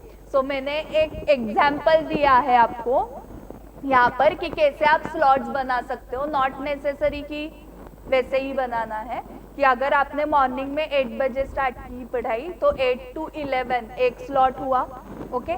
देन एक 15 मिनट्स का ब्रेक लिया, देन 11:15 to 1:15, कितने घंटे हो गए ये? 3 hours, 8 to 11 and 11:15 to 1:15, 2 hours, correct. So 5 घंटे बिफोर लंच ही 5 घंटे पढ़ाई हो गई आपकी, ठीक है। लंच के लिए सफिशिएंट टाइम रखा है 45 minutes and then 2 to 5 next slot, then 5 to 6 1 घंटा पूरा ब्रेक है। इवनिंग वॉक के लिए जाना है, स्पोर्ट्स खेलना है, पूरा 1 घंटा ब्रेक रखा है मैंने। सो 2 to 5 कितने आवर्स हुए? 3 hours and 6 to 8 2 hours, that is 5 hours हो गए। 5 + 5 10 आवर्स हुए। 8 to 9 पूरा डिनर ब्रेक रखा है 1 घंटा, ओके। एंड 9 to 11 12 आवर्स हो जाते हैं, ओके। सो इस टाइप का आप कर सकते हो डेली का टाइम टेबल। एंड ये आपको स्कूल जैसे करना है वो याद रखो। स्कूल में हम छोटे थे इसलिए हमें टीचर लगा के देते थे टाइम टेबल, अभी हम छोटे नहीं हैं तो आपको अपना अपना टाइम टेबल लगाने को आना चाहिए। जनरली लंच के पहले कौन से सब्जेक्ट्स लोगे बताओ? थ्योरी वाले, करेक्ट। आफ्टर लंच 2 to 5 सबसे खतरनाक होने वाला है कि आपको तब नींद नहीं आनी चाहिए, ओके। 2 to 5 में आप क्या करोगे? प्रैक्टिकल सॉल्विंग करो, ओके। बीच में 5-10 मिनट का ब्रेक लो, 2-3 बार चाय पी सकते हो अगर आपको हेल्थ वाइज आपको सूट कर रहा है तो, ओके। 2 to 5 ही स्लॉट क्यों रखा है पता है आपको? आपका एग्जाम का टाइमिंग क्या होता है? 2 to 5 होता है, ओके। 1-2 स्टूडेंट्स ने मुझे बताया कि मैम मेरा जो स्टडी का शेड्यूल था वो उल्टा था, मतलब मैं रात को पढ़ाई करता था और दिन में सोता था, तो वहां पर नींद आ रही थी एग्जाम में, ओके। सो ऐसे कुछ तो हो सकता है। तो जो एग्जाम का टाइम है ना उसी टाइम को आप सूट करोगे तो बेटर होगा, ओके। इसलिए 2 to 5 स्ट्रेच करो। ऐसे समझो आप एग्जाम में बैठे हो तो सो जाओगे क्या एग्जाम में? नहीं। तो नींद आने लगी तो ऐसे खुद को बताओ कि मैं एग्जाम हॉल में बैठी हूँ, तो बराबर आपकी पढ़ाई हो जाएगी, ठीक है। कैसे लगाना है प्लान? सो ब्रेक भी लेना है आफ्टर 2-3 आवर्स, बट ब्रेक का टाइमिंग आपने देखा 1 घंटे से ज्यादा नहीं है। और 1 घंटा 45 मिनट्स वो वाले ब्रेक कब क्यों लिए? For lunch and dinner. And evening का भी 1 घंटा फ्री रखा है कि आपको रिफ्रेश होने के लिए, आपके हॉबीज फॉलो करने के लिए वो 1 घंटा रखा है, ओके। मेरी हॉबी वेब सीरीज देखना है मैम, तो पॉसिबल नहीं है, ओके। हॉबी मतलब something related to health, okay, जिसमें आप एक्सरसाइज, स्पोर्ट्स, वॉक, इस टाइप का कुछ तो करोगे, ओके। 1 घंटा दिया है मैम ने तो उस पे इंस्टाग्राम पे स्क्रॉल करता हूँ, यूट्यूब के वीडियोस देखता हूँ, तो नहीं होने वाला है, फिर हेल्थ के लिए टाइम ही नहीं रहता है ना, ओके। एंड डेली टारगेट देखो कैसे सेट करना है। अभी ये तो हमने डिसाइड किया कि 8 to 11 पढ़ाई करनी है, बट पढ़ना क्या है? सो फर्स्ट रिवीजन हमने 30 डेज का लिया था फॉर इंटरमीडिएट स्टूडेंट्स, एंड वही फाइनल के स्टूडेंट्स के लिए फर्स्ट रिवीजन 60 डेज आ रहा है। सो अगर इंटरमीडिएट का एग्जाम्पल ले, 30 डेज में हमें क्या करना है? 3 सब्जेक्ट्स करने हैं, ओके। सो पूरे दिन में हम तीनों सब्जेक्ट्स एक साथ करेंगे। सो फॉर एग्जाम्पल एक सब्जेक्ट में टोटल 300 क्वेश्चंस है, सो ये टोटल किसकी है, आईसीआई का मॉड्यूल, आरटीपी, एमटीपी सब मिला के। ओके, आपके पास क्वेश्चन बैंक जो होती है उसमें 300 क्वेश्चन है of one subject divided by 30 days, मतलब पर डे कितने क्वेश्चंस करने हैं आपको, 10 क्वेश्चंस करने हैं एक सब्जेक्ट के। ऐसे 3 सब्जेक्ट्स करने हैं ना आपको, मतलब 30 क्वेश्चंस होंगे, एक सब्जेक्ट के 10, 3 सब्जेक्ट्स के 30 क्वेश्चंस। एंड सिर्फ क्वेश्चन सॉल्विंग करना है क्या, उसके समरी भी पढ़नी पड़ेगी ना उस चैप्टर की। सो इम्पॉसिबल लग रहा है क्या, देखो अभी ऐसे डिवाइड करने के बाद 10 क्वेश्चंस पर डे हो ही सकते हैं ना। सो अभी जो है वो मैच हमारे हाथ में है, अभी आपने एक एक दिन टाइम पास किया तो मैच आपके हाथ से जाएगी। ओके, 2 बॉल्स 20 रन्स वाले सिचुएशन में, इम्पॉसिबल वाले सिचुएशन में मत आओ। Okay, this is the right time to start the studies. ठीक है, सो हर एक दिन अच्छे से यूटिलाइज करना है आज से ही। अभी स्ट्रैटेजी बता रही हूँ थ्योरी सब्जेक्ट्स के लिए पहले, एंड देन न्यूमेरिकल सॉल्विंग वाले सब्जेक्ट्स के लिए। सो theory subjects I will recommend कि डेली आपको करने ही है थ्योरी सब्जेक्ट्स। थ्योरी सब्जेक्ट्स में गैप मत रखो, क्यों, फाउंडेशन में लॉ, इंटर में लॉ, फाइनल में ऑडिट। ओके, गैप रख दी तो क्या होता है, भूल जाते हैं ऐसे लगता है, इसलिए गैप रखनी ही नहीं है, हर रोज पढ़ाई करनी है। अगर किसी दिन आपका हेक्टिक शेड्यूल है और स्टडी नहीं हुआ तो एटलीस्ट इतना इंश्योर करो कि आधा घंटा वो थ्योरी सब्जेक्ट का बुक पढ़ना है। ओके, एक दिन की भी गैप नहीं चलने वाली है थ्योरी सब्जेक्ट्स में। सेकेंड इज, पहले अगर फर्स्ट टाइम आप स्टडी कर रहे हो थ्योरी सब्जेक्ट तो मेन कंटेंट पूरा पढ़ना पड़ेगा, क्योंकि सिलेबस पता होने के लिए आपने क्लास लगाए हुए हैं तो क्लास में पूरा कंटेंट हो जाता है। एंड देन उसमें से जो इंपॉर्टेंट पॉइंट्स है उसको अंडरलाइन करना है, की पॉइंट्स को, एंड देन वो आपकी समरी बन जाती है। समरी नोट्स एक बार आपके बन गए कि आप क्या करना है, आगे आपको बार बार समरी रिवाइज करनी है, फिर मेन कंटेंट रिवाइज करने की जरूरत नहीं है, क्योंकि जो भी इंपॉर्टेंट पॉइंट्स है वो आपने ऑलरेडी हाईलाइट किए हुए हैं। और एक चीज, आप ऑडियो समरी भी कर सकते हो, मतलब क्या पता है किसी को, खुद के आवाज में रिकॉर्ड करो जो भी इंपॉर्टेंट पॉइंट्स है। ओके, और उस रिकॉर्डिंग को बार बार सुनना है। सो इससे क्या होता है, टाइम बहुत सेव होता है, आपका ट्रैवलिंग टाइम है, आपने टी ब्रेक लिया है, कॉफी ब्रेक लिया है, उस ब्रेक में भी आप ऑडियो बार बार सुन सकते हो ना। सो थ्योरी में जितनी बार आप वो वर्ड्स रिवाइज करोगे उतना रिकॉल होने वाला है। सो मैंने एक्चुअली 5 टाइम्स रिवीजन बताया, वो प्रैक्टिकल सब्जेक्ट्स के लिए था। For theory subject last point देखो क्या लिखा है, कितनी बार रिवीजन करनी है, 7 to 8 टाइम्स। ओके, इतनी बार रिवाइज करने के बाद फेल होने के चांसेस नहीं है। ओके, हमें कुछ भी चांस नहीं छोड़ना है, आपसे पूरा 100% दो। 5 times solving for practical subject, for theory subject 7 to 8 times revise करो, फिर देखो कैसे पास नहीं होते आप। ओके, 100% आपने दिया तो कंफर्म रिजल्ट पास आने ही वाला है। ओके, इतनी बार रिवाइज करने के बाद कोई फेल नहीं हो सकता। सो 7 to 8 टाइम्स याद रखो, मतलब बार बार उसको रिवाइज करना है। And solving practice of MCQs, मैंने ऑलरेडी इंपॉर्टेंस बताया है एमसीक्यूज का। थ्योरी में क्वेश्चन आंसर्स की भी राइटिंग प्रैक्टिस करनी है, जैसे आप न्यूमेरिकल सब्जेक्ट्स को करते हो, सॉल्विंग प्रैक्टिस वहां पर करते हो, बट थ्योरी में बहुत सारे स्टूडेंट्स करते ही नहीं है, सिर्फ रीडिंग करते हैं, जैसे कि रीडिंग कंपटीशन ही अनाउंस की है इंस्टीट्यूट ने। ओके, थ्योरी सब्जेक्ट्स में भी क्वेश्चन आंसर्स ही लिखने हैं। सो थ्योरी के लिए अलग टाइप का स्टडी क्यों, थ्योरी में क्यों नहीं क्वेश्चन आंसर्स की प्रैक्टिस करते हैं। सो डेली 5 to 6 क्वेश्चंस आपको लिखने हैं। ओके, बिना देख के। एंड बाकी क्वेश्चंस आप ओरली रिकॉलिंग प्रैक्टिस करो कीवर्ड्स की। देखो, हर क्वेश्चन के आपको 50% पॉइंट्स भी रिकॉल हुए ना तो भी सफिशिएंट है। ओके, फॉर एग्जाम्पल 20 लाइन का क्वेश्चन है, 20 लाइन का आंसर है एक क्वेश्चन का, उसमें से आपने की पॉइंट्स मार्क किए, वो 10 लाइन्स हो गए।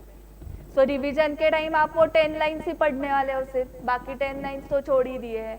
सो 10 लाइन में से मिनिमम 5 लाइंस आपको रिकॉल होने चाहिए, ठीक है। अभी आप इमेजिन करो कि आप चेकर हो थेरी सब्जेक्ट के, एक चेकर के पास अराउंड 500 पेपर्स जाते हैं चेकिंग के लिए। सो आपकी चेकिंग की मेथड क्या रहेगी, पहले आप क्वेश्चन पेपर से क्वेश्चन पढ़ोगे, फिर मॉडल आंसर पढ़ोगे, फिर मॉडल आंसर में स्टेप वाइज मार्क्स दिए रहेंगे कि स्टूडेंट ने ये पॉइंट्स लिखा है तो आधा मार्क दो, ये लिखा है तो आधा, ऐसे स्टेप वाइज दिया रहेगा, ओके। ऐसे 10 पेपर्स हो गए, 20, 50, 100, तो आपको क्या लगता है क्या होगा उस आदमी के साथ? 500 बार यही काम करने वाला है वो, उसको याद हो जाएगा ना, बट वर्ड टू वर्ड याद नहीं होगा कि A and the full stop कहाँ पे है, कॉमा कहाँ पे, इतना डिटेल याद नहीं होगा। उसको क्या याद होगा, इंपॉर्टेंट क्रक्स क्या है उस आंसर का। सो उसके दिमाग में जो पॉइंट्स बैठे हुए हैं वही आपके आंसर में उसको दिख गए, तो वो इमीडिएटली मार्क्स देगा आपको, ओके, क्योंकि वो उसको भी पूरे 20 लाइंस नहीं पता है, क्योंकि उसको भी वो इम्पोर्टेंट जहां पे वो पॉइंट लिखने के बाद मार्क देना है, इधर ये पॉइंट लिखा तो एक, ये पॉइंट लिखा तो आधा मार्क। सो ये पॉइंटर्स उसको दिए हुए हैं, वही पॉइंटर आपने लिखे आंसर में, तो ऑब्वियसली आपको मार्क्स मिलने वाले हैं।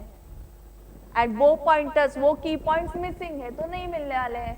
सो फॉर एग्जाम्पल 20 लाइन्स का आंसर था हमारा, 10 इंपॉर्टेंट थे एंड मैंने उसमें से 5 लिखे लाइन्स, 10 जो इंपॉर्टेंट लाइन्स में से 5 लाइन्स मुझे रिकॉल हुए और 5 मार्क का क्वेश्चन है वो, तो मुझे 2.5 मार्क्स मिल जाएंगे। 6-7 लाइन्स लिखे तो उस प्रोपोर्शन में मिलेंगे। सो इम्पॉर्टेंट पॉइंट्स में से मुझे मिनिमम 50% आंसर रिकॉल करना है। सो जब भी आप थ्योरी के क्वेश्चन आंसर्स करोगे आपको ये याद रखना है कि पूरा 100% नहीं रिकॉल करना है, ओके। ऐसे अगर परफेक्शन पे जाओगे कि मैम जब तक ये क्वेश्चन मुझे सारे पॉइंट्स रिकॉल नहीं होते तब तक मैं नेक्स्ट क्वेश्चन को नहीं जाऊंगा, तो ऐसे एक ही क्वेश्चन पे रह गए ना तो वहां पर ही रह जाओगे और बाकी के 29 क्वेश्चंस आगे का जो टारगेट था डेली का वो रह जाएगा। सो आपको खुद से क्या एक्सपेक्टेशन रखने हैं, मिनिमम 50% रिकॉल होना चाहिए। अगर वो 50% रिकॉल हो रहा है तो वो आंसर आपको आ रहा है। एंड आप फर्स्ट रीडिंग में ही एक्सपेक्ट मत करो कि फर्स्ट रिवीजन जो हम कर रहे हैं ना उसमें ही रिकॉल हो जाएगा। आप गाना कैसे लर्न करते हो, आप ऐसे करते हो क्या कि मैम जब तक ये गाना लर्न नहीं होता तब तक मैं नेक्स्ट सॉन्ग नहीं सुनने वाला हूँ, ये लर्न होने के बाद ही मैं नेक्स्ट सॉन्ग सुनूंगा, या हर रोज सुनते सुनते लर्न हो जाता है ना। सो वो हर रोज रिवाइज करते करते पॉइंट्स रिकॉल हो जाएंगे, ठीक है। सो 50% करते जाओ, 100 में से 50 आ जाएंगे कंफर्म। एंड जो आपके स्ट्रॉन्ग चैप्टर्स होंगे या जो क्वेश्चंस के पॉइंट्स बहुत ही इजी है उसमें 7 में से 6 मार्क्स, 8 में से 6 मार्क्स ऐसे भी आ ही जाएंगे ना, 50% अबाव आ ही जाएंगे। सो मिनिमम 50 के नीचे नहीं आना है, क्योंकि देखो question A 1A and 1B ऐसे 2 क्वेश्चन से 10-10 मार्क्स के, एक में आपको मिल गए 7 मार्क्स आउट ऑफ 10 एंड एक में मिल गए 2 मार्क्स आउट ऑफ 10, ओके। तो 7 + 2 9 हुआ, सो आउट ऑफ 20 मुझे 9 ही मार्क्स मिले। सो जो 7 मार्क्स करने के लिए आपने जो मेहनत ली, ओके, वो एवरेज आउट हो गया 9 पे, क्योंकि ये दूसरे क्वेश्चन का आपको आंसर नहीं आ रहा था अच्छे से और उसमें 2 ही मार्क्स मिल गए। सो सब में मुझे 5-5-5 50% आ गए तो वो ओवरऑल स्कोर बढ़ेगा। 1-2 क्वेश्चन अच्छे से आ रहे हैं, कुछ क्वेश्चंस नहीं आ रहे तो एवरेज आउट होके वो बिलो 50 आ जाता है, ठीक है। एंड प्रैक्टिकल क्वेश्चन सब्जेक्ट्स मतलब न्यूमेरिकल सब्जेक्ट जिसमें सॉल्विंग करना है, तो उसकी भी आपके पास समरी होनी चाहिए, फॉर्मूला बैंक आपके पास होना चाहिए, रेडीमेड मिलते हैं या आप खुद बनाओ हर चैप्टर का। सो वो 10 मिनट के जो ब्रेक्स होते हैं उस ब्रेक में फटाफट आपको फॉर्मूला बैंक रिवाइज करने हैं। फर्स्ट सॉल्व करते वक्त each and every question solve करो, अगर बहुत डिफिकल्ट क्वेश्चन है तो डिटेल में प्रॉपर सॉल्व करो, मतलब जैसे आप एग्जाम में सॉल्व करोगे वैसे। एंड प्रेजेंटेशन कैसे रखोगे, सेम लाइक ICI मॉड्यूल में जैसे प्रेजेंटेशन है वैसे ही करो। एंड कुछ क्वेश्चंस जो बहुत इजी लग रहे हैं आपको वो छोड़ नहीं देने, उसका रफ में सॉल्विंग करो आइदर कैलकुलेटर पे या कुछ पॉइंट्स लिख के। एंड ये सॉल्विंग करने के बाद आपको ABC एनालिसिस करना है, मतलब वही कि इम्पोर्टेंट डिफिकल्ट के लिए A, मीडियम के लिए B एंड C, मतलब फिर से सॉल्व नहीं करने हैं। और एक आप चीज कर सकते हो, हर चैप्टर में जो इम्पोर्टेंट एडजस्टमेंट्स है उसकी लिस्ट बनाओ। फॉर एग्जाम्पल एक चैप्टर में 30 क्वेश्चंस है, उसमें से 15-16 क्वेश्चंस में अलग अलग टाइप के एडजस्टमेंट्स है नए, कुछ एडजस्टमेंट्स रिपीट ही होते हैं हर क्वेश्चन में, तो वो रिपीटेड वाले छोड़ देने हैं। इम्पॉर्टेंट एडजस्टमेंट्स की लिस्ट करनी है हर चैप्टर की, एंड उस एडजस्टमेंट वो आ गई क्वेश्चन में तो उसके क्या इफेक्ट्स देने हैं, ओके, वो भी लिखो उस लिस्ट में। सो वो लिस्ट भी आपने बार बार रिवाइज की तो भी स्कोर आपका बढ़ने वाला है, क्योंकि वो पास्ट रिवीजन होगी ना। विदाउट सॉल्विंग क्वेश्चन 1.5 डे में आप वो लिस्ट सिर्फ रिवाइज करोगे इम्पॉर्टेंट एडजस्टमेंट की, तो भी आपका काम हो जाएगा। एंड 5 टाइम्स का तो मैंने ऑलरेडी बताया है आपको। So thank you very much for listening to the technical session. Now I request again CA Kaushik Agarwal sir to continue with their motivation.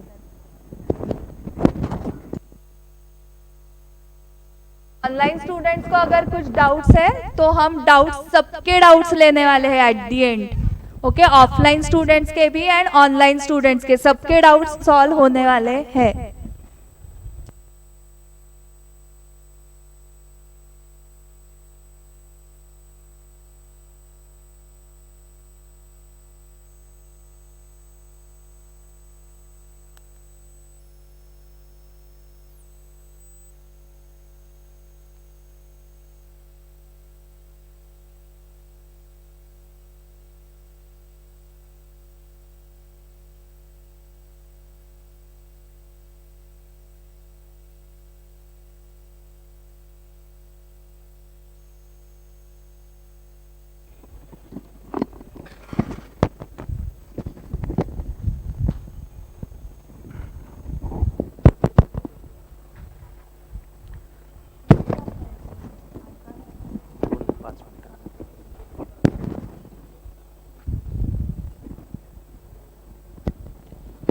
Thank you so much Saili ma'am.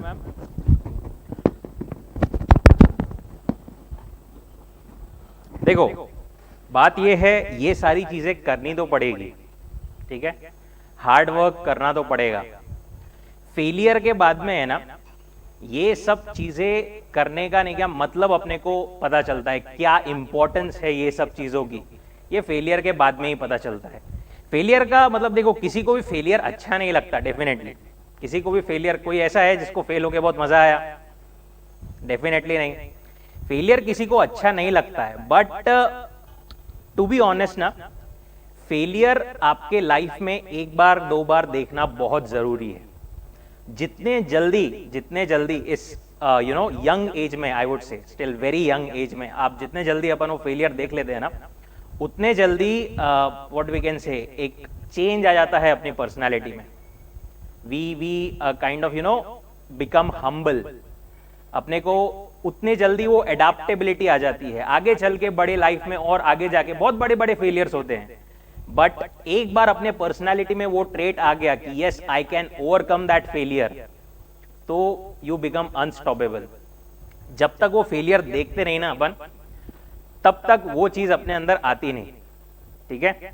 तो failure अपन मतलब obviously it's not a good thing, CA में भी, but it teaches you a lot. What I am trying to say, failure को मतलब बहुत सारे disadvantages है, बट कुछ एक एडवांटेजेस भी है फेलियर के, कुछ एक एडवांटेजेस भी है। जैसे कि अपन ने डिस्कस किया कि it makes you humble, right.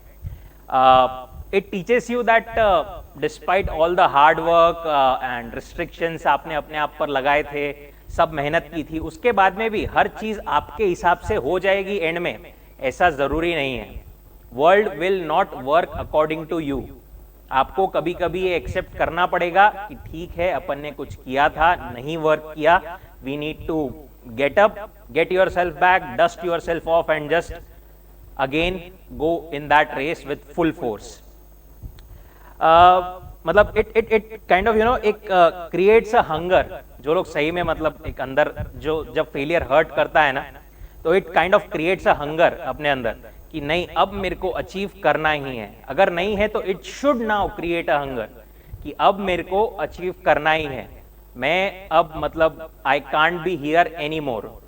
मेरे को एक अंदर क्या बोल सकते हैं अपन, एक बर्निंग डिजायर, एक झुंझलाहट होनी चाहिए आपके अंदर कि नहीं मेरे को अब तो ये पास करना ही है, इंटर जहां पर भी रह गया पास करना ही है, फाइनल रह गया अब मेरे को पास करना ही है।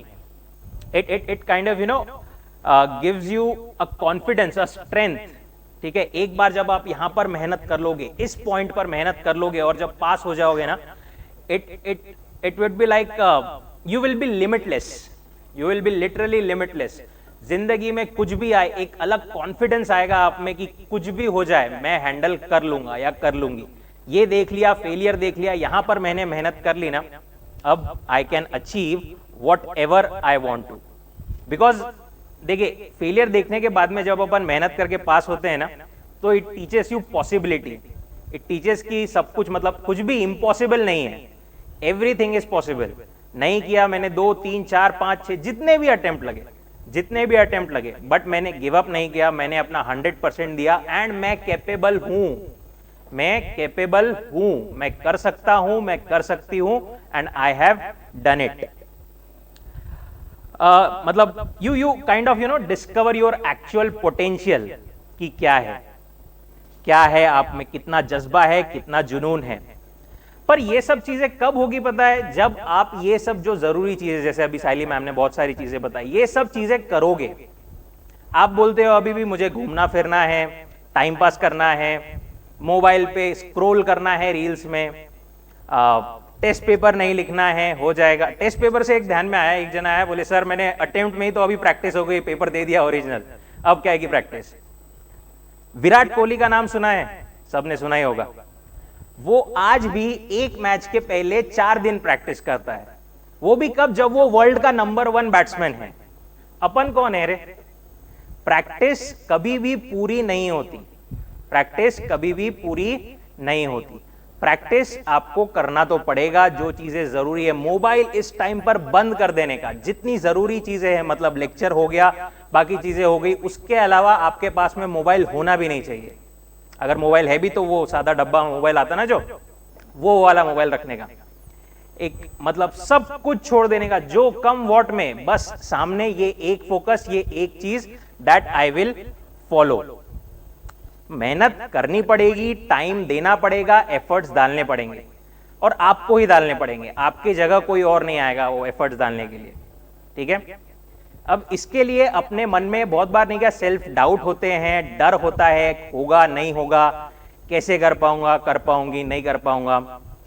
Take short breaks in between, listen to motivational songs. इसके लिए क्या कर सकते हो आप? मोटिवेशनल सॉन्ग्स, म्यूजिक कौन कौन सुनता है?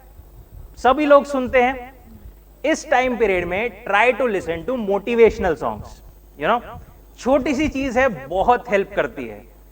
जो फॉर एग्जाम्पल एक मेरा फेवरेट सॉन्ग जो मैं अपने टाइम से सुनता था, अभी if we can we will play it also.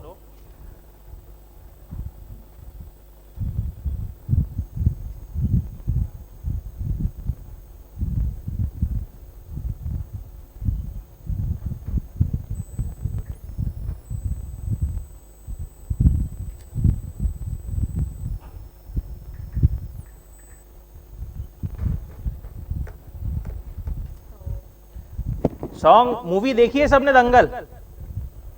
सिर्फ वापस एक बार आपको उसके लिरिक्स बता रहा हूं मैं, सिर्फ, ठीक है, क्या बता रहा हूं, सिर्फ वापस एक बार लिरिक्स बता रहा हूं, शायद अब आप थोड़ा बेटर तरीके से कनेक्ट कर पाओ।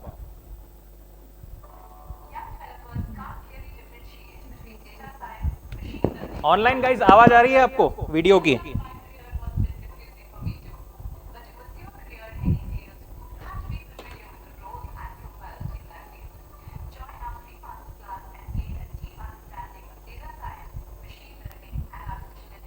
ओके,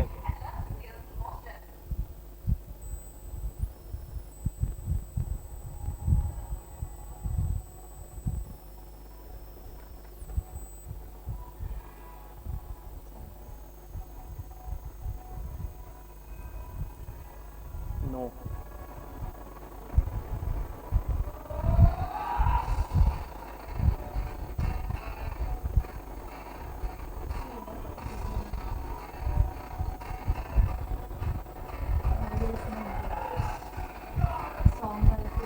सॉन्ग की आवाज आ रही है? Can you please confirm? No, just a second.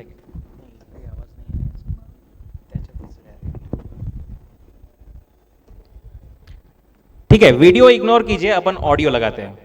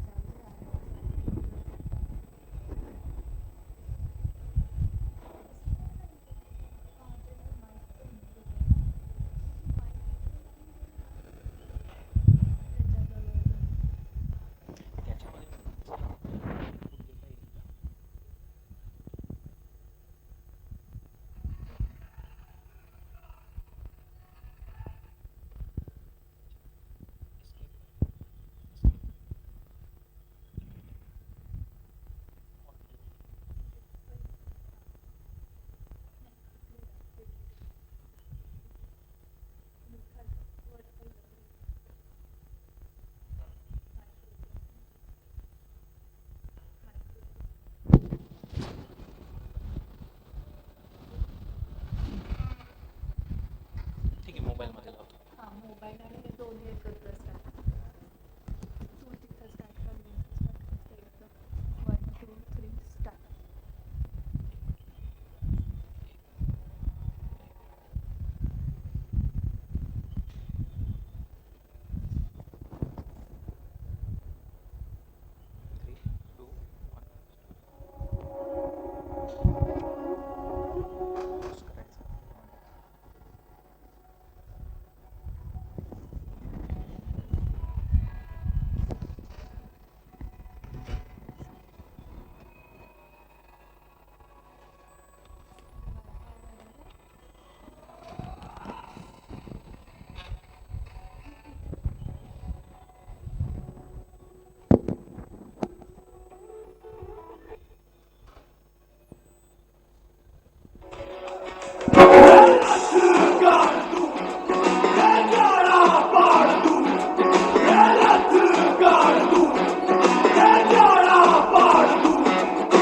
माँ के पेट से मरघट तक है तेरी कहानी, पग पग प्यारे. दंगल दंगल दंगल दंगल.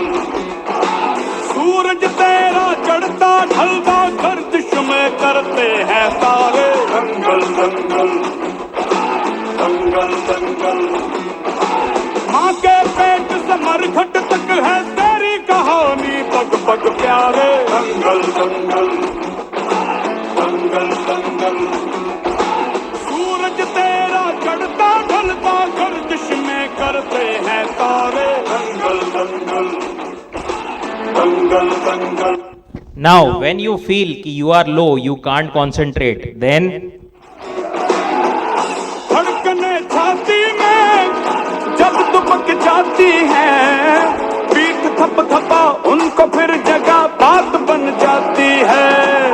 बावले हाथी सी हर चुनौती है रे, सामने खड़ी घूर के पड़ी आंख दिखलाती है, तो आंख से उसकी आंख मिला के भिड़ जाने का नाम है प्यारे. दंगल दंगल दंगल दंगल. डर सबको लगता है. माउंटेन ड्यू सुना है ना, गला सबका सूखता है. सबके मन में डर होता है, but don't worry about it, just hang in their. कोशिश कीजिए एंड इट विल वर्क. दूसरी चीज, अपन बोलते हैं, लोग बोल रहे हैं, रिलेटिव सब अपने को मतलब kind of you know they look down on us, लोग अपने को जज करते हैं, सब लोग बोलते हैं. उसके लिए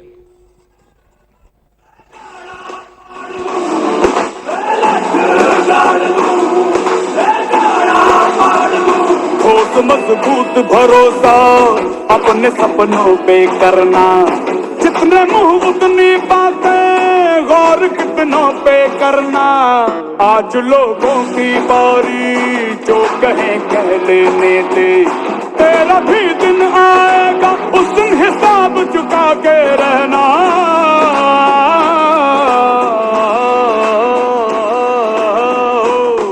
हर भेड़ की हाहाकार के बदले शेर की एक दहाड़ है प्यारे। दंगल दंगल दंगल दंगल, सूरज तेरा चढ़ता ढलता गर्दिश में करते हैं तारे। दंगल दंगल। एंड लास्टली आप लोगों को लग रहा होगा अपने पास में टाइम अभी बहुत कम है, कैसे कर पाएंगे, क्या कर पाएंगे, उसके लिए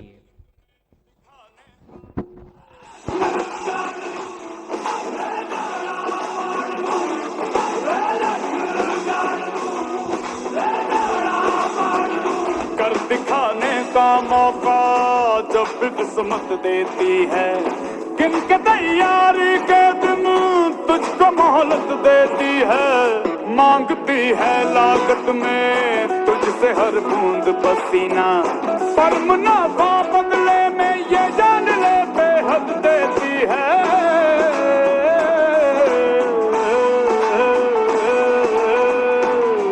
रे बंदे की मेहनत को किस्मत का सागर परिणाम है प्यारे। दंगल दंगल दंगल दंगल, सूरज तेरा चढ़ता ढलता गर्दिश में करते हैं तारे। दंगल दंगल दंगल दंगल। सी थोड़ा सा म्यूजिक, थोड़ी सी चीजें कैसे अपने आप को थोड़ा लिफ्ट करने में हेल्प कर सकती है। Just an example, this was just an example, ठीक है। जब भी आपको कभी लो ऐसा फील हो, मन का ऐसा मतलब कुछ करने का मन ना करे, लगता है क्या करे, म्यूजिक सुनने का थोड़ा सा इंस्पायरिंग, थोड़ा सा motivational, it just changes your mood, it changes your mind. Manifest करने का हर पॉइंट पे कि मैं पास कर जाऊंगा, मैं पास कर जाऊंगी, उसके बाद में कैसी लाइफ रहेगी, क्या मस्त माहौल रहेगा, वो सुबह कैसी रहेगी जिस दिन I will be called a CA, या मैं इंटर क्लियर करके आर्टिकलशिप में चले जाऊंगा या चली जाऊंगी। जब तक आप वो मैनिफेस्ट नहीं करोगे आपके अंदर, वो मतलब वो सिनारियो अपने सामने देखोगे ना, तो अपने आप अंदर से एक ये आता है, एक चाह आती है कि मेरे को ये करना ही है, मेरे को ये करना ही है। कभी ऐसी फीलिंग्स आए कि यार मतलब समझ में नहीं आ रहा, ये सिचुएशन ऐसी है, जो भी आपके दिमाग में आते रहता ना बार बार, उसको पेपर पे लिख देने का, निकाल देने का बाहर। पेपर में लिखना, मोबाइल में, नोटपैड में लिखना, कहीं पर भी एक बार आपने लिख दिया ना वहां पर, तो मन थोड़ा हल्का हो जाता है, और ठीक है वो बाहर निकल जाता है एक बार। उसको बाद में पढ़ना कब, एग्जाम क्लियर करने के बाद में या सीए बनने के बाद में, तब देखना अपन क्या सोच रहे थे और अपनी अभी सिचुएशन क्या है। ये सब चीजें करने के लिए आपको मेहनत तो करनी पड़ेगी, ये सब के लिए मेहनत तो करनी पड़ेगी, उसके लिए कोई दूसरा चारा नहीं है, कोई शॉर्टकट नहीं है, कुछ नहीं है। इट्स सेड दैट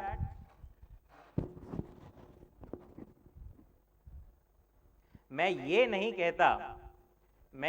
कहता कि रास्ता आसान होगा, मैं ये नहीं कहता रास्ता आसान होगा, क्योंकि मेहनत की सीढ़ी में कोई सरल घुमाव नहीं होता, क्योंकि मेहनत की सीढ़ी में कोई सरल घुमाव नहीं होता। एक बार जी जान लगाकर बन जाओ यहां का राजा, फिर बादशाह कहलाने के लिए, क्योंकि बादशाह कहलाने के लिए जंगल में कभी चुनाव नहीं होता, ठीक है। देखिए ये मौका है आपके पास में, जी जान लगा दो अपनी, जितना अच्छे से आप कर सकते हो पूरा, just give in your 100%, whatever you can do. जहां अगर आपको ऐसा लगता है we can be of any help, just let us know. And to end with एक छोटी सी पोयम है सीएस के लिए, सीए फील्ड के लिए, सीए फील्ड के स्पेशली बच्चों के लिए। When they fail how they feel, and जो मतलब सीरियसली अपन बनना चाहते हैं, मेहनत करते हैं, उसके बाद में जब फेल हो जाते हैं तो अंदर कितनी सारी चीजें चलती है ना। उस पर एक छोटी सी पोयम है, जो फेल हुए हैं, जिन्होंने फेलियर फेस किया है, शायद वो लोग अच्छी तरीके से कनेक्ट कर पाएंगे इससे। इट गोज लाइक कि छोड़ दी थी सारी मौज मस्ती जिंदगी की, अपनी आंखों में सिर्फ वो एक सपना था सजाया। अब सोचता हूं किस मुंह से जाऊं सबके सामने, कैसे बांटूं दर्द, यहां हर कोई लगता पराया। सबका तुझ पर गर्व से उठा सर, सबका तुझ पर गर्व से उठा सर, लगता है झुक सा गया है, खुद ही का विश्वास खुद पर लगता है उठ सा गया है। ये नाकामयाबी पूरी शिद्दत से, ये नाकामयाबी पूरी शिद्दत से तेरे दिलो दिमाग पर छाएगी। पूरा अपने को सब फेलियर के टाइम पे वही दिखता, राइट। ये नाकामयाबी पूरी शिद्दत से तेरे दिलो दिमाग पर छाएगी। मनाना होगा खुद को कि बस कुछ महीने और, फिर मेहनत रंग लाएगी। कभी 60, कभी 40, 150, कभी 300, सारी कड़ियां टूटी है, राइट। कभी 40 से, कभी 60 से, कभी 150 से, कभी 300 से, कभी 60, कभी 40, 150, कभी 300, सारी कड़ियां टूटी है। लगता है कोई और नहीं, तेरी किस्मत ही तुझसे रूठी है। दिमाग कहता है छोड़ दे इसे, दिमाग कहता है छोड़ दे इसे, बहुत सह लिया, ये एक फंदा है। दिमाग कहता है छोड़ दे इसे, बहुत सह लिया, ये एक फंदा है। पर तेरा दिल जाने कि इन दो अक्षरों के लिए ही तो तू इतना सहकर भी जिंदा है। दुनिया वाले याद दिलाएंगे तुझे, दुनिया वाले याद दिलाएंगे तुझे कि तू कुछ करने काबिल नहीं। बहुत वाले, मतलब दुनिया में हर कोई अपने को नीचा दिखाने के लिए खड़ा रहता है। दुनिया वाले याद दिलाएंगे तुझे कि तू कुछ करने काबिल नहीं। बताना होगा तुझे कि डर कर हारने वालों में तू शामिल नहीं। जज्बात और आंसुओं को संभाले ये कड़वा घूंट तू हंसते हंसते पिएगा, और उस मुकाम को पाने की चाह में फिर कुछ दिन मरते मरते जिएगा। लाइब्रेरी, अधूरी रातें और किताब, तेरा दिमाग तुझे यही घेरा दिखाता है। लाइब्रेरी, अधूरी रातें और किताब, तेरा दिमाग तुझे यही घेरा दिखाता है। कैसे जुटा पाऊंगा हिम्मत फिर से पढ़ने की, यही खौफ सताता है। वापस से बुक उठाने में तकलीफ होती है ना। कैसे जुटा पाऊंगा फिर से हिम्मत पढ़ने की, यही खौफ सताता है। कैसे मनाऊं टूटे दिल को चलने फिर उसी मुकाम की चाह में। हौसला रख, शुरुआत कर, हौसला रख, शुरुआत कर, ताकत मिल ही जाएगी चलते चलते इस राह में। बर्बाद हुई इस बार की फसल भूलकर तुझे मेहनत के बीज फिर बोना होगा। बस एक और बार अपनी जिंदगी भूलकर तुझे किताबों के बीच खोना होगा। लगेगा जैसे इस दुनिया में कोई महक, कोई खुशबू नहीं। लगेगा जैसे इस दुनिया में कोई महक, कोई खुशबू नहीं। पर याद रख, इस वक्त कमजोर तेरा मन है, तू नहीं। क्योंकि दूर लग रहे इस मुकाम को अब अपनी ओर खींचना ही है। और इस बार तुझे सिर्फ लड़ना ही नहीं बल्कि जीतना भी है। And last lines goes like, डर मत, डर मत, डर मत इस अनहोनी के अंधेरे से, क्योंकि होनी इस अंधेरे को चीरकर फिर जगमगाते दिए जलाएगी। डर मत इस अनहोनी के अंधेरे से, क्योंकि होनी इस अंधेरे को चीरकर फिर जगमगाते दिए जलाएगी। और पूरा जहान देखेगा वो समा जब तू, तेरी किस्मत और ये सारी दुनिया तेरे नाम के पहले CA लगाएगी। Just give in your 100%, whatever you have. दूसरा मौका अपने पास में और है ही नहीं, ये सोचकर बस जितना है अपने अंदर जान लगा दो, तोड़ फोड़ मचा दो, एंड जो आपका है उसे जाकर छीन लो। ठीक है।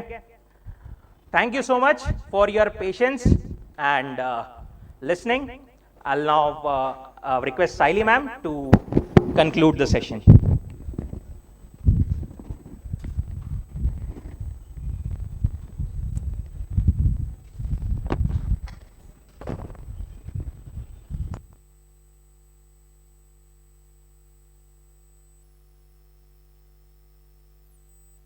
ओके आपने अभी जो पोयम सुनी वो सीए कौशिक अग्रवाल सर ने खुद कंपोज की है कविता पोयम उनके सीए के टाइम पे जब वो स्टूडेंट थे तब। सो एक बार फिर से जोरदार तालियां। ये सो अभी आपके डाउट सॉल्व करने हैं। सो ऑनलाइन स्टूडेंट्स के 2 डाउट्स आए हैं। एक डाउट ऐसा है कि मैम अटेम्प्ट्स लगने के बाद भी ऑल इंडिया रैंकर जो है ऐसा क्या करते हैं अलग कि जिनको अटेम्प्ट्स लगे हैं वो नहीं कर पाते हैं। सो बेसिकली उनका कॉन्फिडेंस लेवल में फर्क होता है जो मैंने पहले ही आपको बताया। लो कॉन्फिडेंस वाले लोग नहीं सीए में रैंक में आ सकते हैं। आपको खुद के ऊपर कॉन्फिडेंस रखना होगा। दूसरी क्वालिटी वही बहुत हार्ड वर्क करना है एंड उनका एम ही रैंक का होता है ना तो ही रैंक आएगा। आपको 12th में अबाउ 90% जिनको आए उनका ऐसे था क्या मैम एम तो 35% का रखा था पता नहीं कैसे 90 आ गए। ओके एम 90 का रखोगे तो ही वो मिलेगा ना। सो यही सब फर्क होते हैं। नंबर ऑफ रिविजन ज्यादा होते हैं, they are ready to work hard, planning होता है उनका, उसका एग्जीक्यूशन प्रॉपरली होता है। सो कल ही मैं ऑल इंडिया रैंक 1 जो सीए फाइनल में है शिवम मिश्रा उसका इंटरव्यू देख रही थी। उसने डे वाइज प्लान लगाया था एंड रात को सोने से पहले वो उसको ग्रीन मार्क करता था कौन से डेट्स को जिस डेट को उसका प्लान एग्जीक्यूट हुआ है। ओके एंड वो प्लान उसने एक्सेल शीट में प्लान बनाया था। वो एक्सेल शीट उस वीडियो के नीचे डिस्क्रिप्शन में शेयर भी की है और उसने बताया कि सिर्फ 31 दिसंबर ये एक ही डेट है जिस दिन ग्रीन नहीं हुआ था पूरे प्लान में। बाकी हर डे का प्लान उसका ग्रीन मार्क था। मतलब प्लानिंग भी करना पड़ता है वो उसने किया एंड एग्जीक्यूशन मतलब ग्रीन हो रहे थे ना उसके हर रोज। तो यही वो जो 4 पॉइंट्स बताए थे वही वो ऑल इंडिया रैंकर्स करते हैं एक्चुअली एंड देन रैंक दिखता है। सो 7-8 टाइम्स आपने रिवाइज किया तो आपको भी 80-90 आएंगे, क्यों नहीं आएंगे। बट किया ही नहीं है ना, कभी करके देखा ही नहीं है 7 to 8 टाइम्स, इसलिए रैंक नहीं देखा लाइफ में। सो आप एक बार रिविजन्स करके देखो उतनी बार। ओके इसलिए बेसिक क्या होता है, बेसिक हम एम ही नहीं रखते हैं ना। सीए में क्या करना है, आके पास होना है, foundation then inter then final, pass pass pass ना सीए। ओके यही एम है तो ऑल इंडिया रैंक नहीं आएगा ना। ऑल इंडिया रैंक का एम रखना पड़ता है। उसने बताया कि उसको रैंक आने वाला है वो पता था। ओके सो इतना कंफर्म था वो, सिर्फ वो बोला कि नंबर नहीं पता था, इतना कंफर्मेशन होना चाहिए। एंड और एक क्वेश्चन आ रहा है कि study plan for students doing articleship. So जो स्टूडेंट्स आर्टिकलशिप कर रहे हैं एटलीस्ट उनको 3 to 4 आवर्स, मतलब 4 आवर्स कैसे, 2 hours before office, 2 hours after office या ऑल 4 आवर्स आफ्टर ऑफिस, कुछ भी करके 4 आवर्स आपको स्टडी करनी पड़ेगी। एंड आई होप आपको 1 मंथ एटलीस्ट लीव मिल जाएगी। आप सीए इंटर में हो या फाइनल में हो, अगर इंटर में हो तो 1 मंथ की लीव आपको रिक्वेस्ट करनी पड़ेगी। आपका अगर सीए फाइनल है तो 2 मंथ्स की लीव आप रिक्वेस्ट कर सकते हो। उसके बाद ही आप फुल टाइम वो 12 आवर्स स्टडी का प्लान कर सकते हो। सो एटलीस्ट अभी जब तक आपका ऑफिस चालू है तब तक आपको थ्योरी सब्जेक्ट्स पे कंट्रोल लाना है। सो थ्योरी सब्जेक्ट्स रिवाइज करना स्टार्ट करो।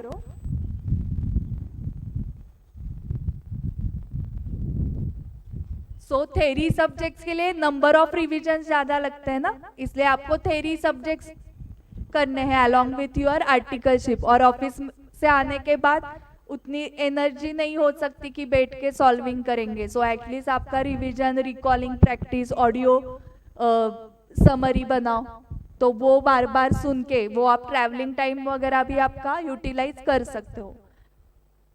Then next is ma'am 4 attempts के बाद रैंक का टारगेट करना चाहिए क्या? तो यस, एक मई 2015 में जो ऑल इंडिया रैंक 1 है, मई 2015 में सीए फाइनल में जिसका ऑल इंडिया रैंक 1 है उसको इंटरमीडिएट में 8 अटेम्प्ट्स लगे थे पास होने के लिए। And then CA final first attempt first rank, and उससे भी ऊपर का बताती हूँ हाइट आपको। जिस सब्जेक्ट की वजह से ITSM करके सब्जेक्ट था, मतलब information technology and strategic management, ये थोड़ा टेक्निकल सब्जेक्ट होता है, तो उसकी वजह से उसको 8 अटेम्प्ट्स लगे थे। एंड वही सब्जेक्ट CA फाइनल में इसका नाम से था, अभी नहीं है वो subject, information system audit related वो सब्जेक्ट था, तो उसमें भी उसने टॉप किया उस सब्जेक्ट में ऑल इंडिया में। सो इंस्टीट्यूट सब्जेक्ट वाइज टॉपर्स भी निकालते हैं, उनका भी फेलिसिटेशन होता है। ओके, सो मतलब ऐसे हमें पास्ट का सोचना नहीं है कि पास्ट में मुझे 4 अटेम्प्ट्स लगे तो अभी मैं ऑल इंडिया रैंक के लिए ट्राई कर सकता हूँ क्या, नहीं। 10th में मुझे 90% आए तो ही मैं CA बन सकती हूँ, ऐसे कुछ नहीं है। तब आपने जो स्टडी किया उस हिसाब से रिजल्ट आता है ना। 10th में जैसे स्टडी किया वैसे रिजल्ट आएगा, 12th में जैसे किया वैसे रिजल्ट आएगा, फाउंडेशन में जैसे स्टडी करोगे वैसे रिजल्ट आएगा, इंटर में जैसे करोगे वैसे आएगा। सो अभी वो कल ऑल 3 रैंकर्स के वीडियोज में तीनों का अलग अलग था कि जो 3rd रैंकर था वो फाउंडेशन एंड इंटर में कभी रैंक में नहीं था, जो 1st रैंकर था वो फाउंडेशन में ऑल इंडिया 50 था, इंटरमीडिएट में 20 था उसका रैंक, फाइनल में AIR 1 था। एंड जो 2nd रैंकर थी उसका इंटरमीडिएट में रैंक था एंड फाइनल में रैंक था। एंड 3rd रैंकर का कभी भी रैंक नहीं था फाउंडेशन एंड इंटर में, एंड फाइनल में उसका रैंक आ गया। सो हर एक की स्टोरी अलग होती है, CA की जर्नी अलग होती है। सो आपको रैंक चाहिए तो आप पास्ट में 4 अटेम्प्ट्स लगे हैं ये पहले दिमाग से निकालोगे तो पहले कॉन्फिडेंस आएगा। And then all India rank के लिए जो करना पड़ता है वो सब चीज़ें आपको करनी है। How to complete DT and GST intermediate. DT and GST कैसे कंप्लीट करना है, तो आपको इम्पॉर्टेंट क्वेश्चंस की बार बार सॉल्विंग प्रैक्टिस करनी है। DT में पहले आपको जो इम्पॉर्टेंट चैप्टर्स है वो खत्म करो, जो छोटे छोटे चैप्टर्स है वो बाद में रखो। Chapter wise number of revisions very होने वाला है, सो ये हर सब्जेक्ट में होता है। Okay, so DT and GST में जिस चैप्टर्स को ज़्यादा रिविजन लगने वाली है वो चैप्टर्स पहले करो आप, एंड देन जिस चैप्टर्स को 2-3 बार रिवाइज करके भी होने वाला है वो आप बाद में कर सकते हो। एंड मेन फोकस MCQs पे रखो। GST पूरा करना है, GST एंड DT के MCQs पूरे करो, फिर आपका बचता है 35 मार्क्स का डिस्क्रिप्टिव इन DT। उसमें आप इम्पॉर्टेंट चैप्टर्स भी करके जाओगे अच्छे से तो भी आपका DT एंड GST का स्कोर बढ़ जाएगा। How to do writing practice. Question answers proper लिखने आपको, अगर नहीं आ रहा है बिना देख के लिखने के लिए तो पहले देख के लिखो। ओके, एक्सरसाइज के क्वेश्चंस जो होते हैं उसके आंसर्स दिए हैं ना मॉड्यूल में, तो वो आंसर्स पहले देख के लिखो and then try to write without seeing the answer. At least key points तो लिखने की प्रैक्टिस आपको करनी पड़ेगी।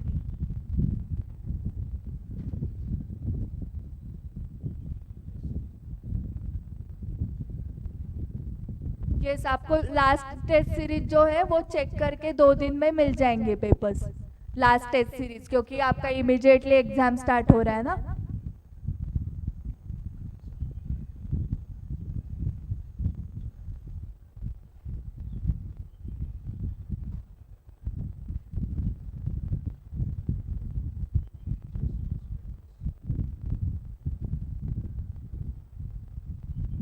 सो ऑडिट का फास्ट ट्रैक, तुम्हें हर रोज एक ही लेक्चर देखना है CA फाइनल का।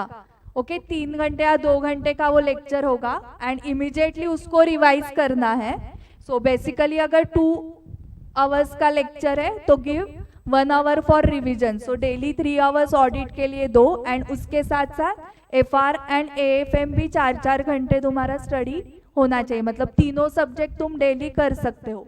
पहले पूरा ऑडिट खत्म मत करो कि पहले फास्ट ट्रैक 4-4 लेक्चर्स हर रोज देख के खत्म करता हूँ एंड देन मेरे सारे लेक्चर्स खत्म हो जाएंगे एंड देन तीनों का सेल्फ स्टडी स्टार्ट करता हूँ। सो ऑडिट में एक दिन में एक ही लेक्चर देखना है क्योंकि वो टेक्निकल होता है, एंड सेम डे उसकी रिवीजन करना भी इम्पॉर्टेंट है। सो एक लेक्चर देख के उस लेक्चर की रिवीजन भी सेम डे होनी चाहिए, एंड उसके साथ साथ तुम FR एंड AFM भी स्टार्ट करोगे।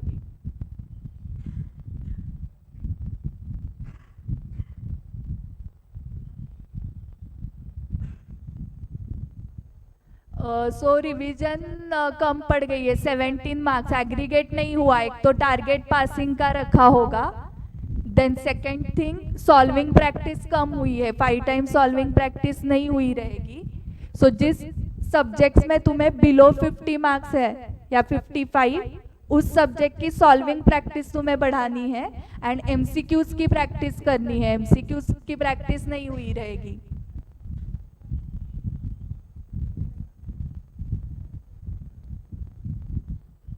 यस, ऑल 4 सब्जेक्ट्स डेली करो, ट्राई करो 4 सब्जेक्ट्स करना, अगर नहीं हो पाया तो 3 सब्जेक्ट्स। बट कैसे होगा, 3 सब्जेक्ट्स डेली करोगे तो एक ही सब्जेक्ट रह जाएगा बाद में, तो वो पूरा दिन एक ही सब्जेक्ट करना पड़ेगा। सो 12 आवर्स में 4 सब्जेक्ट्स, 3 आवर्स हर सब्जेक्ट को देके 12 आवर्स में ऑल 4 सब्जेक्ट्स हो सकते हैं।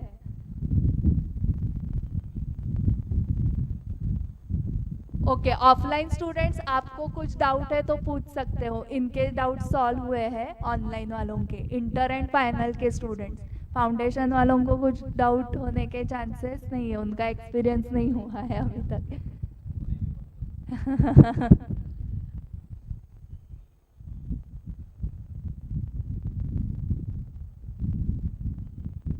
यस, ओके, तो अगर सबके डाउट सॉल्व हुए हैं, यस तुम कॉल पे बात कर सकते हो, सक्षम।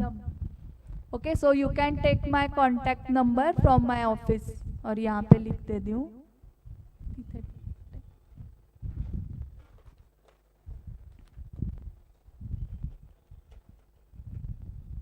Okay, just call me after 6 PM, 6 PM to 7 PM के बीच में, नाही ते ह्याला गेलं, देवराजला गेलं, त्याला नाही गेलं, ऑल आहे, ऑल आहे का, हे ऑल आहे ना, हे